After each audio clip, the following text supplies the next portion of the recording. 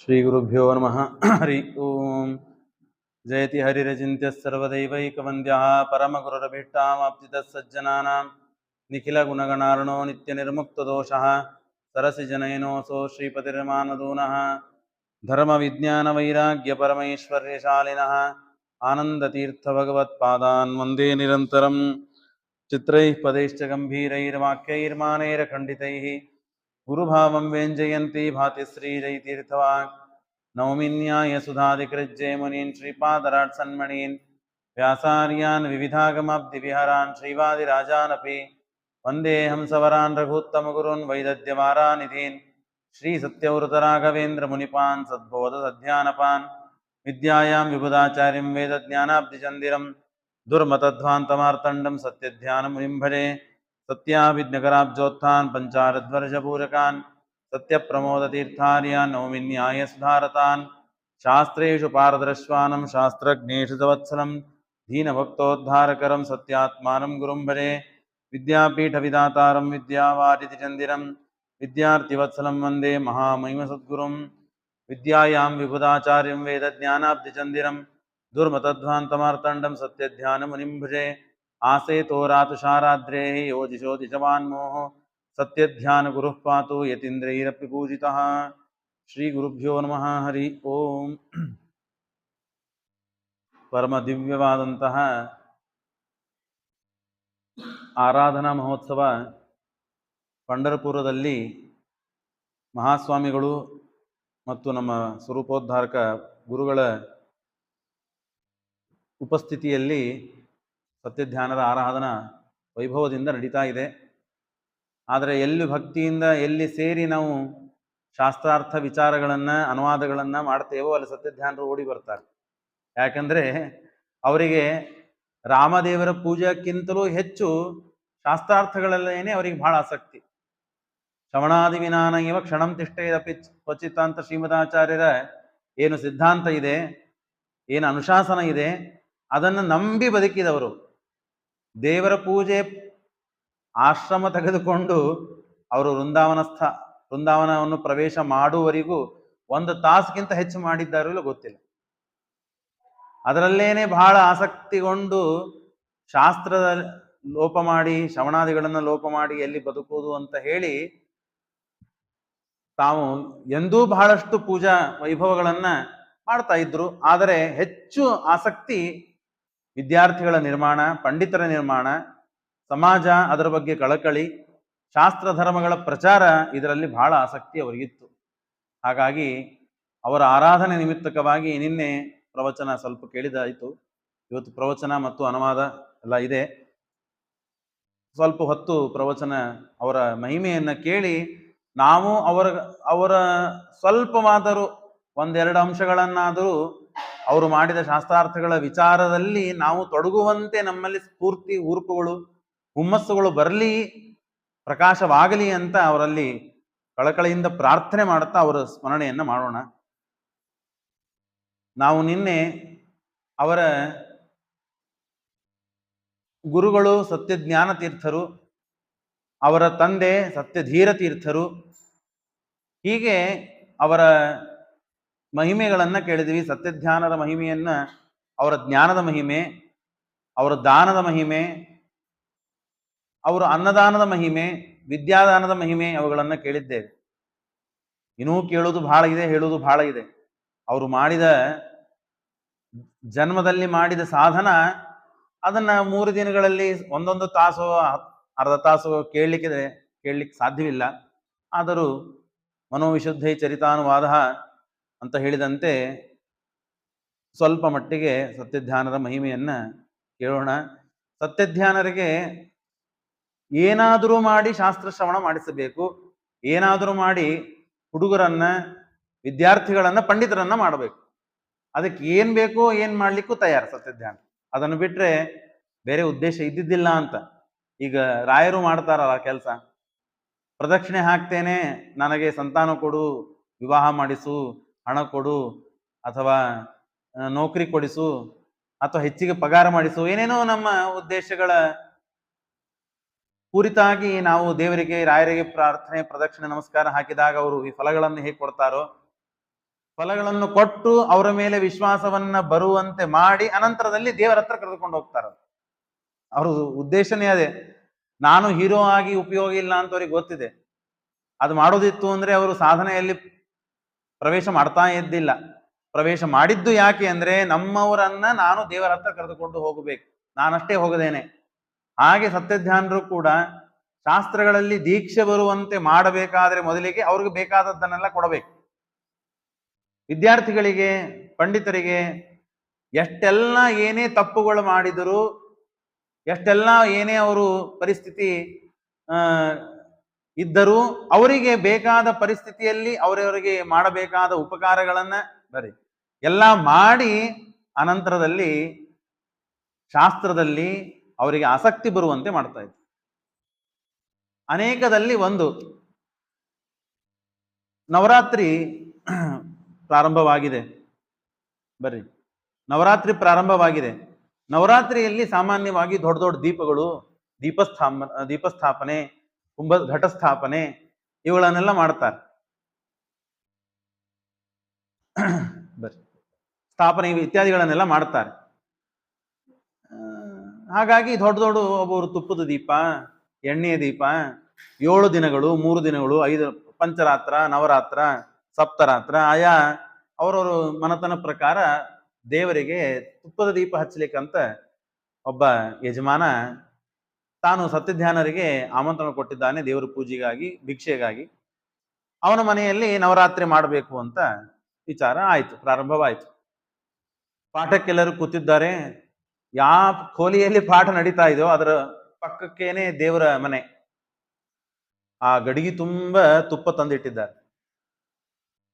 ಭಾರಿ ಸುಗಂಧ ವಾಸನೆ ಬರ್ತಾ ಇದೆ, ಪರಿಮಳ ಭಾರಿ ವಾಸನೆ ಬರ್ತಾ ಇದೆ. ಒಬ್ಬ ಹುಡುಗನಿಗೆ ಆ ವಾಸನೆ ಬಂತು. ಮೀಟಿಂಗ್ ಶುರು ಆಯ್ತು. ಅಲ್ಲೆಲ್ಲೇ ಹಿಂದೆ ಕೂತವ್ರದ್ದು ಮೊದ್ಲಿ ಶುರು ಆಯ್ತು. ತುಪ್ಪ ಭಾರಿ ಅದ, ವಾಸನೆ ಜೋರ್ ಬರ್ಲಿಕ್ಕತ್ತದ ಅಂತ ಸಣ್ಣ ಸಣ್ಣ ಮಾತು ಶುರು ಆಯ್ತು. ಸತ್ಯಧ್ಯಾನರು ಪಾಠ ಹೇಳ್ತಾ ಇದ್ದಾರೆ. ಅವ್ರು ಪಾಠ ಹೇಳ್ಬೇಕಾದ ಆಚೆ ಈಚೆ ನೋಡುವಂತಿಲ್ಲ, ಮಾತು ಮಾಡುವಂತೆ ಇಲ್ಲ. ಏನೇ ಮಾತನಾಡೋದ್ರು ಶಾಸ್ತ್ರ ವಿಚಾರ, ಸುಮ್ಮನೆ ಹರಟೆ ಇವೆಲ್ಲ ಇಲ್ಲೇ ಇಲ್ಲ. ಅವರಿಗೆ ಸ್ವಲ್ಪ ಸಂದೇಹ ಬಂತು. ಏನ್ ನಡೀತಾ ಇದೆ? ಏನಿಲ್ಲ, ರಾಮ ತುಪ್ಪ ಅನ್ಲಿಕ್ಕತ್ತಾನ ಅಂತ ಕೃಷ್ಣ ಹೇಳಿದ. ಆಗಿನ ಕಾಲದಲ್ಲಿ ಯಾರು ವಿದ್ಯಾರ್ಥಿಗಳಿದ್ರು ಅವರು ಹೇಳಿದ್ರು, ಅವ್ರು ಕುರ್ಚಿ ಬೇಕು ನೋಡಿ, ಹೇಳಿದ್ರು. ಆಗ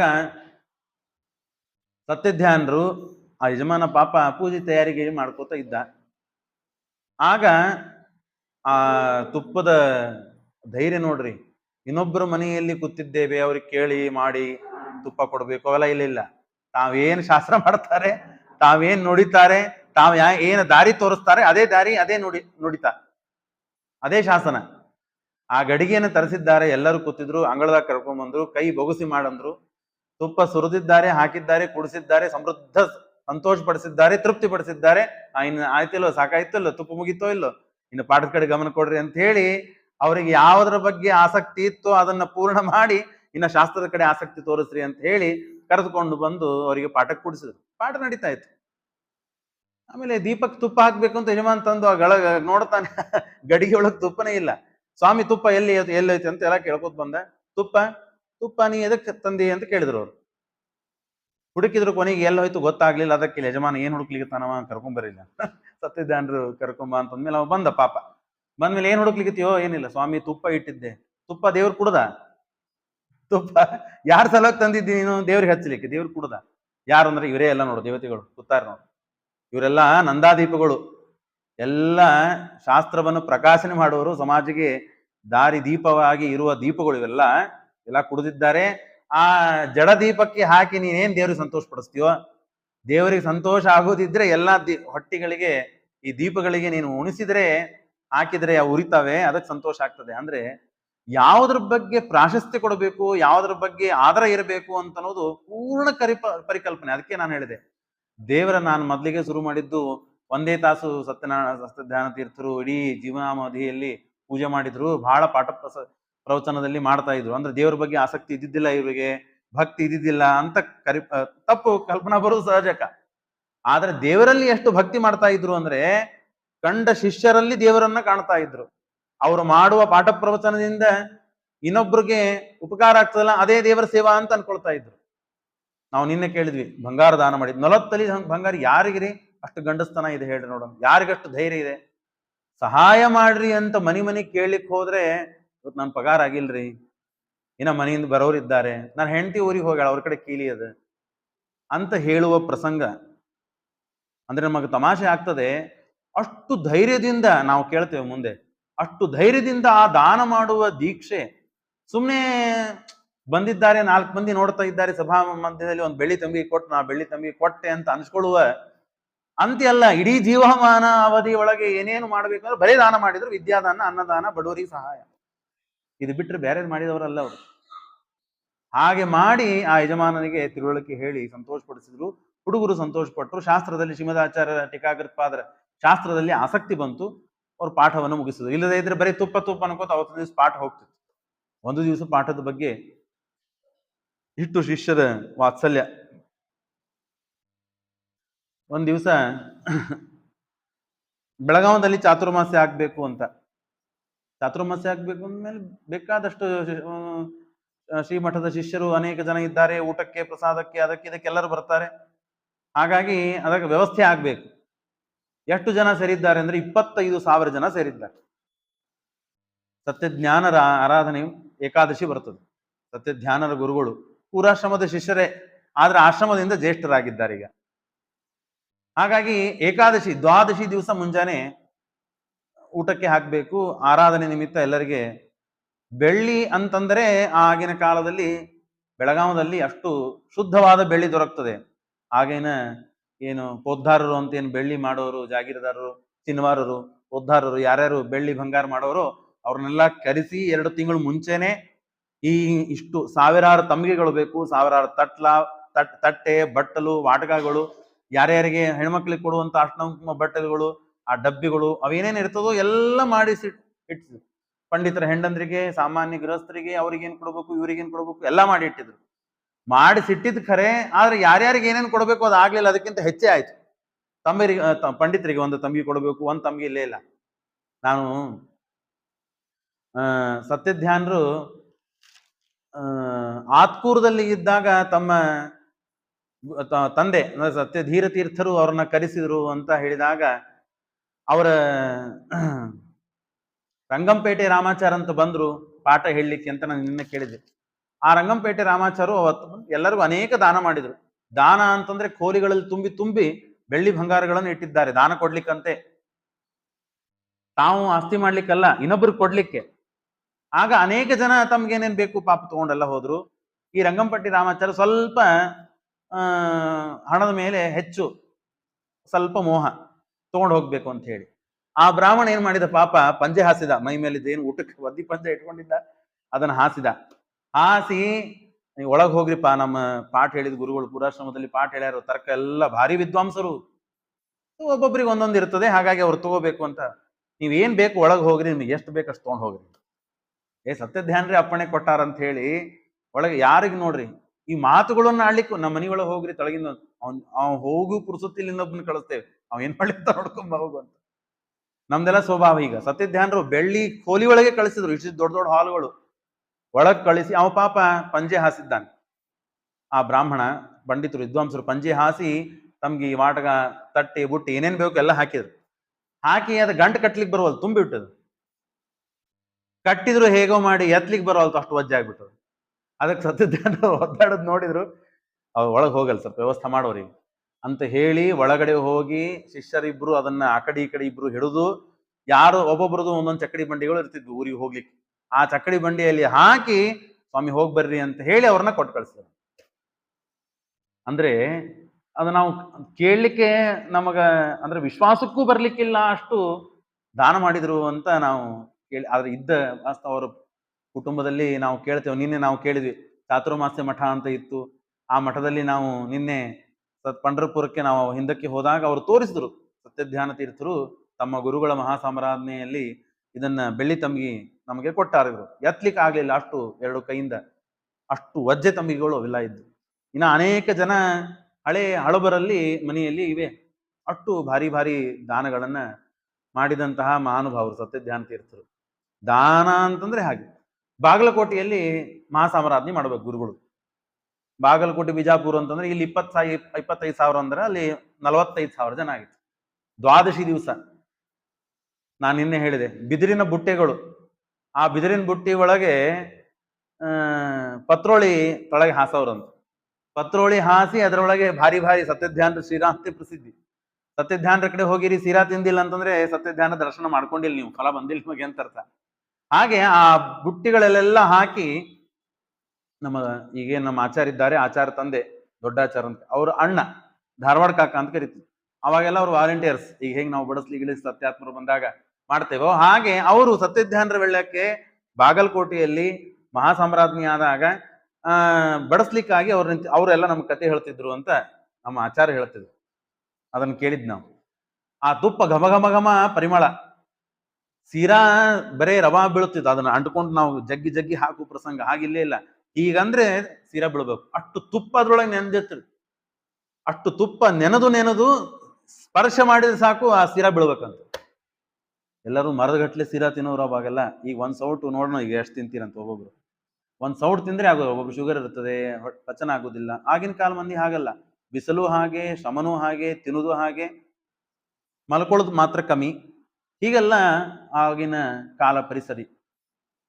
ಅಷ್ಟು ಭಾರಿ ಭಾರಿ ಅಡಿಗೆ ಮಾಡಿಸಿ 45,000 ಜನಕ್ಕೆ ಏಕಕಾಲಕ್ಕೆ ಆಪೋಷಣವನ್ನು ಕೊಟ್ಟು ಭಾರಿ ವೈಭವದಿಂದ ಮಹಾಸಾಮ್ರಾಜ್ಞೆ ಮಾಡಿದರು. ದ್ವಾದಶಿ ಆದ್ಮೇಲೆ ಒಬ್ಬ ಪಾಪ ಬಂದ. ಒಬ್ಬೊಬ್ರಿಗೆ ಒಂದೊಂದು ಆಸೆ ಇರ್ತದೆ. ಬಂದು ಏನ್ ಮಾಡಿದ, ಸ್ವಾಮಿ ದ್ವಾದಶಿ ದಿವಸ ಮುಂಜಾನೆ ಭಯಂಕರ ಭರಪೂರ್ ಊಟಕ್ಕೆ ಹಾಕಿದ್ರು ನಮಗೆ, ಆದ್ರೆ ಈಗ ಬಹಳ ಬಿಸಿಲು, ಬಾಯಾರಿಕೆ, ಸ್ವಲ್ಪ ಪಾನಕ ಬೇಕು ನಮಗೆ. ಪಾನಕ ಬೇಕಂತ ನಿನಗೊಬ್ಬನಿಗೆ ಪಾನಕ ಕೊಟ್ಟು ನಡೆದಿಲ್ಲಪ್ಪ, 40,000 ಜನ ಇದ್ದಾರೆ, ಏನ್ ಮಾಡ್ಬೇಕು? ನಮಗೆ ಗೊತ್ತಿಲ್ಲ ಪಾನಕ. ನಿಮ್ಮ ಮಠದಲ್ಲಿ ದ್ವಾದಶಿ ದಿವಸ ಮಧ್ಯಾಹ್ನ ಇಡ್ಲಿ ಫರಾಳ್ ಮಾಡಿಸ್ತೀರಾ? ನೀವು ಮಾಡ್ಸಂಗಿಲ್ಲ, ಪಾನಕ ಆದ್ರೂ ಕುಡಿಸ್ರಿ ಅಂದಾಗ ಸತ್ಯಧ್ಯಾನರಂದ್ರು ಆಗ್ಲಿ ವಿಚಾರ ಮಾಡೋಣ ಅಂತ ಹೇಳಿ, ಧೈರ್ಯ ನೋಡ್ರಿ, ಮನಸ್ಸು ನೋಡ್ರಿ, ಏನೆಲ್ಲಾ ಮಾಡ್ಲಿಕ್ಕೆ ಸಾಧ್ಯ ಇದೆ ಮನಸ್ಸು ಮಾಡಿದ್ರೆ ಆಗ್ತದೆ ಅಂತ ವಿಶ್ವಾಸ. ಅಲ್ಲಿಂದಲ್ಲಿ ತಿರುಗಿದ್ರು, ನೋಡಿದ್ರು ಒಂದು ಬಾವಿ ಕಾಣ್ತು. ಶಿಷ್ಯರಿಗೆ ಕರೆಸಿದ್ರು, ಲಿಂಬೆಹಣ್ಣು ತರಿಸಿದ್ರು, ಚೀಲಗಟ್ಲೆ ಸಕ್ಕರೆ ತರಿಸಿದ್ರು. ಕೇಳಲಿಕ್ಕೂ ನಮಗಾಗೋದಿಲ್ಲ, ರಾರಸೂಯ ಆಗದಲ್ಲಿ ಹೇಗೆ ಧರ್ಮರಾಜ ಭೀಮಾದಿಗಳು ಐಶ್ವರ್ಯವನ್ನು ತಂದ್ರು, ಹೇಗೆ ದಾನ ಮಾಡಿದ್ರು, ಹೇಗೆ ಗ್ವಾಡಿ ಇದ್ರೆ ಗ್ವಾಡಿ ಇಲ್ಲ ಅಂತ ಅನಿಸ್ತಿತ್ತು, ಗ್ವಾಡಿ ಇಲ್ಲದೆ ಇದ್ದಲ್ಲಿ ಗ್ವಾಡಿ ಇದೆ ಅಂತ ಅನಿಸ್ತಿತ್ತು, ನೀರ್ ಇಲ್ಲದೆ ಇದ್ದರೆ ಕಾಲಿಟ್ರೆ ನೀರಿಲ್ಲ ಅಂತ ಅನಿಸ್ತಿತ್ತು, ಇಲ್ಲದೆ ಇದ್ದಲ್ಲಿ ಹೋದ್ರೆ ನೀರು ಅನಿಸ್ತು. ಹೀಗೆಲ್ಲ ವಿಚಿತ್ರವಾಗಿ ತಾವು ಮನಿ ಕಟ್ಟಿದ್ರು ಅಂತ ನಾವೆಲ್ಲ ಕೇಳ್ತೀವಲ್ಲ, ಅದು ನಮಗೆ ಆಶ್ಚರ್ಯನೇ ಅನಿಸ್ತದೆ. ಹಾಗೆ ಇದು ಆವಾಗಿಂದಾಗೆ ಲಿಂಬೆಹಣ್ಣೆಲ್ಲ ಅಷ್ಟು ಲಿಂಬೆಹಣ್ಣುಗಳನ್ನು ಎಲ್ಲಿಂದ ತರಿಸಿದ್ರು, ಒಳಗೆ ಹಾಕಿದ್ರು, ಸಕ್ರೆ ಹಾಕಿದ್ರು, ಯಾಲಕ್ಕಿಗಳನ್ನು ಹಾಕಿದ್ರು, ಹಾಕಿ ಅದನ್ನ ಗರಡಿಯಿಂದ ಚಂದಾಗಿ ಕಲಸಿದ್ದಾರೆ.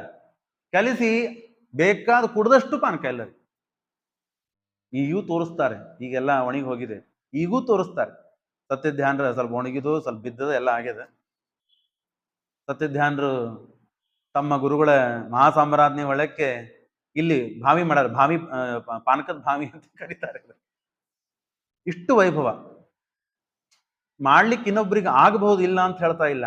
ಆದ್ರೆ ಆ ಕಾಲಕ್ಕೇನೆ ಆ ಧೈರ್ಯ, ಆ ಮನಸ್ಥಿತಿ ಗಟ್ಟಿಯಾಗಿದ್ದು ಬಂದ ಜನರಿಗೆ ಯಾವ ಕೊರತೆ ಆಗಬಾರದು, ಸಮಾಧಾನ ಆಗಬೇಕು ಅಂತನೂ ಒಂದ್ ಏನ್ ಕಳಕಳಿ ಇದೆ ಅಲ್ಲ, ಅದು ಈಗ ನಾವು ಸತ್ಯಾತ್ಮ ನೋಡ್ತೀವಿ. ಎಷ್ಟೇ ಜನ ಬರಲಿ ಮಂತ್ರಾಕ್ಷತೆ ಕೊಡ್ತಾರೆ, ಮುದ್ರೆ ಕೊಡ್ತಾರೆ, ನಗತಾ ಇರ್ತಾರೆ. ಒಂದ್ 5 ನಿಮಿಷ ಹಿಂಗೆ ನಕ್ಕೋತೀರಿ, ನಾವು ಬರ್ಲಿ ಶುರು ಆಗ್ತದೆ ಗಲ್ಲಕ್ಕೆ. ಸತತ ಅದೇ ನಗುಮುಖ, ಸಿಟ್ಟಿಲ್ಲ. ಅದು ವಿಚಿತ್ರ, ಆ ಪೀಠದ ಸ್ವಭಾವನೆ ಹಾಗೆ ಅಂತ ಅನಿಸ್ತದೆ.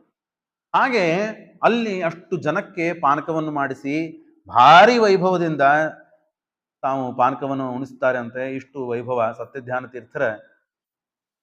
ಇನ್ನ ಒಂದ್ ದಿವಸ ಏನಾಗಿತ್ತು, ಶಿರೂರು ಮಠದ ನಾನು ಹೇಳಿದ್ನಲ್ಲ ನಿನ್ನೆ, 13-14 ಜನ ಮಠಾಧಿಪತಿಗಳು ಇವರು ಶಿಷ್ಯರು. ಶಿರೂರು ಮಠದಲ್ಲಿ ಆವಾಗಿನ ಕಾಲದಲ್ಲಿ ಯಾರ ಸ್ವಾಮಿಗಳಿದ್ರು, ಬಹಳ ಪಾಪ ಏನೋ ಸ್ವಲ್ಪ ಅನಾನುಕೂಲ ಆಗಿ ಸಾಲ ಮಾಡಿದ್ರು. ಪಾಠ ಪ್ರವಚನ ಮಾಡಬೇಕು ಅಂತ ನಮಗೆ ಬಹಳ ಕಳಕಳಿ ಇದೆ, ಆದ್ರೆ ಸಾಲದ ಭಾರ ಇರೋದ್ರಿಂದ ಅಷ್ಟಾಗ್ತಾ ಇಲ್ಲ ಅಂತೇನೋ ಅವರಿಗೆ ಸತ್ಯಧ್ಯಾನರ ಮುಂದೆ ಸ್ವಲ್ಪ ಸಣ್ಣ ಧ್ವನಿಯಿಂದೇನೋ ಮಾತು ತೆಗೆದ್ರು. ಅಂದಾಗ ಅವಾಗ ಅಂಬಾಸೆಡ್ ಕಾರುಗಳು ಇರ್ತಿತ್ತು ನೋಡಿ, ಬಿಳಿ ಬಿಳಿ ಕಾರುಗಳು, ಅವಾಗ ಏನೋ ಬಂದಿತ್ತು ಅಂತೆ. ಸ್ವಾಮಿಗಳು ಅಂತಂದ್ಮೇಲೆ ಯಾರೋ ಪಾಪ ಗೃಹಸ್ಥ ಕಾರದಲ್ಲಿ ಕೂಡಿಸಿ ಅವ್ರನ್ನ ಕರ್ಕೊಂಡು ಹೋಗೋ ಪ್ರಸಂಗ ಇತ್ತು. ಸತ್ಯಧ್ಯಾನರ ಒಳಗಿಂದ ಓಡಿ ಬಂದ್ರಂತ. ನಿಂದಿರಿ ಸ್ವಾಮಿ, 1 ನಿಮಿಷ ನಿಂದಿರಿ ಅಂತ. ಒಬ್ಬ ಶಿಷ್ಯ ಬಂದ, ಬಂಗಾರದ ಮಂಟಪ ಎತ್ಕೊಂಡ್ ಬಂದಿದ್ದಾನಂತ. ಅವ್ರೇನ್ ದಿವಸ ಪೂಜೆ ಮಾಡುವ ಬಂಗಾರ ಮಂಟಪ ಇತ್ತು, ಅದನ್ನ ಎತ್ಕೊಂಡು ಬಂದು ಕಾರದಲ್ಲಿ ಎತ್ತಿ ಅವ್ರ ಇಟ್ಟು ಇದನ್ನ ತಗೊಂಡು ಹೋಗ್ರಿ, ನಿಮ್ಮ ಮಠದ ಏನು ಸಾಲ ಇದೆ ಅದನ್ನು ತೀರಿಸ್ರಿ, ಪಾಠ ಪ್ರವಚನ ಮಾಡ್ರಿ, ಅದನ್ನ ನಿಲ್ಲಿಸ್ಬೇಡ್ರಿ, ನಿಮ್ಮ ಅವಲಂಬಿಸಿ ಶಿಷ್ಯರು ಇರ್ತಾರೆ, ಅವರಿಗೆ ನೀವು ಜ್ಞಾನೋಪದೇಶ ಮಾಡ್ರಿ ಅಂತ ಹೇಳಿದ್ರು.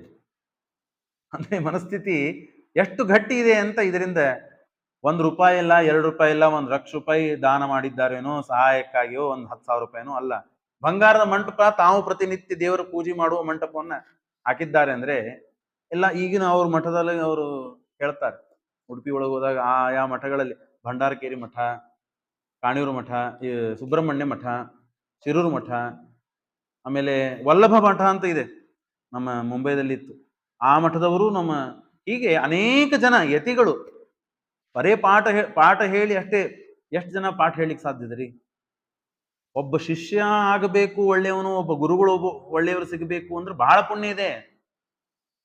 ಎಷ್ಟೆಲ್ಲ ಮಾಡ್ಬೇಕಾಗ್ತದೆ, ಅವನ ಮಾಡಿದ್ದೆಲ್ಲ ಸಹನ ಮಾಡ್ಕೋಬೇಕಾಗ್ತದೆ, ಏನೇನೋ ಆಗ್ತದೆ, ಬಹಳ ಸಮಸ್ಯೆ ಇದೆ. ಒಬ್ಬ ಶಿಷ್ಯನನ್ನು ಹುಡುಕಬೇಕು ಒಳ್ಳೆಯವನು, ಹಾಗೇನು ಶಿಷ್ಯನಿಗೂ ಒಳ್ಳೆ ಗುರುಗಳು ಸಿಗಬೇಕು ಅಂತಂದ್ರೂ ಬಹಳ ಕಷ್ಟ ಇದೆ. ಅಂಥದ್ರೊಳಗೆ ಇಷ್ಟು ಯತಿಗಳನ್ನ ತಾವು ಸ್ವಯಂ ಪಾಠ ಪ್ರವಚನ ಮಾಡುವ ಒಳ್ಳೆ ಪ್ರಬುದ್ಧರಾದ ಯತಿಗಳನ್ನ ತಾವು ತಯಾರು ಮಾಡಬೇಕು ಅಂತಂದ್ರೆ ಅದು ಎಷ್ಟು ಸತ್ಯಧ್ಯಾನರ ಪುಣ್ಯ ಇತ್ತೋ. ಅದೇ ನಾನು ನಿನ್ನೆ ಹೇಳಿದೆ, ನಮ್ಮ ಗುರುಗಳು ಹೇಳಿದ ಮಾತುಗಳು ಇವೆಲ್ಲ. ಈಗಿನ ಸಮಾಜದಲ್ಲಿ ಸತ್ಯಧ್ಯಾನರ ಒಂದು ಮೈನಸ್ ಮಾಡಿಬಿಟ್ರೆ ಏನಾಗ್ತಿತ್ತು ಸಮಾಜ? ಎಲ್ಲರೂ ಆಗ ಹೇಗೆ ವೇದವ್ಯಾಸ ದೇವರ ಅವತಾರ ಮಾಡಿ ಬಂದು ಶಾಪಗ್ರಸ್ತರಾದದ್ದರಿಂದ ಯಾರೂ ಕೂಡ ಜ್ಞಾನವಂತರಾಗಿದ್ದಿಲ್ಲ, ಜ್ಞಾನ ಕೊಡ್ಲಿಕ್ಕೆ ಬಂದ್ರು, ಹಾಗೆ ನಮ್ಮ ಪರಿಸ್ಥಿತಿ ಆಗ್ತೈತಿ. ಯಾರೋ ದೇವರು ಅವತಾರ ಮಾಡ್ಬೇಕಾಗಿತ್ತು, ಅದು ಪ್ರಸಂಗ ಬರೋದು ಬೇಡ ಕಲಿಯುಗದಲ್ಲಿ ಅಂತ ಹೇಳಿ ಅಭಿನವ ಆನಂದ ತೀರ್ಥರಾಗಿ ಸತ್ಯಧ್ಯಾನರ ಅವತಾರ ಮಾಡಿ ಬಂದು ಜ್ಞಾನವನ್ನ ಪ್ರಚಾರ ಮಾಡಿ ಎಲ್ಲರಿಗೆ ಜ್ಞಾನವನ್ನು ಉಣಿಸಿದ್ದಾರೆ. ಭಾರಿ ವೈಭವದಿಂದ ಅವರು ಪಾಠ ಪ್ರವಚನ ದೀಕ್ಷಾ. ಒಂದ್ ದಿವಸ ಸಾಯಂಕಾಲ ಮುಂಜಾನೆ ಹೊತ್ತು ಪೂಜೆಗೆ ಆಗಿ ಹೋಗುವ ಪ್ರಸಂಗ. ಅಷ್ಟರಲ್ಲಿ ವ್ಯಾಸರಾಯರ ಬರೆದಂತಹ ಗ್ರಂಥಕ್ಕೆ ಯಾರೋ ಖಂಡನ ಬರೆದಿದ್ದಾರೆ ಅಂತ ಸುದ್ದಿ ಬಂತು. ಒಬ್ಬ ಪುಸ್ತಕ ತಂದುಕೊಟ್ಟ.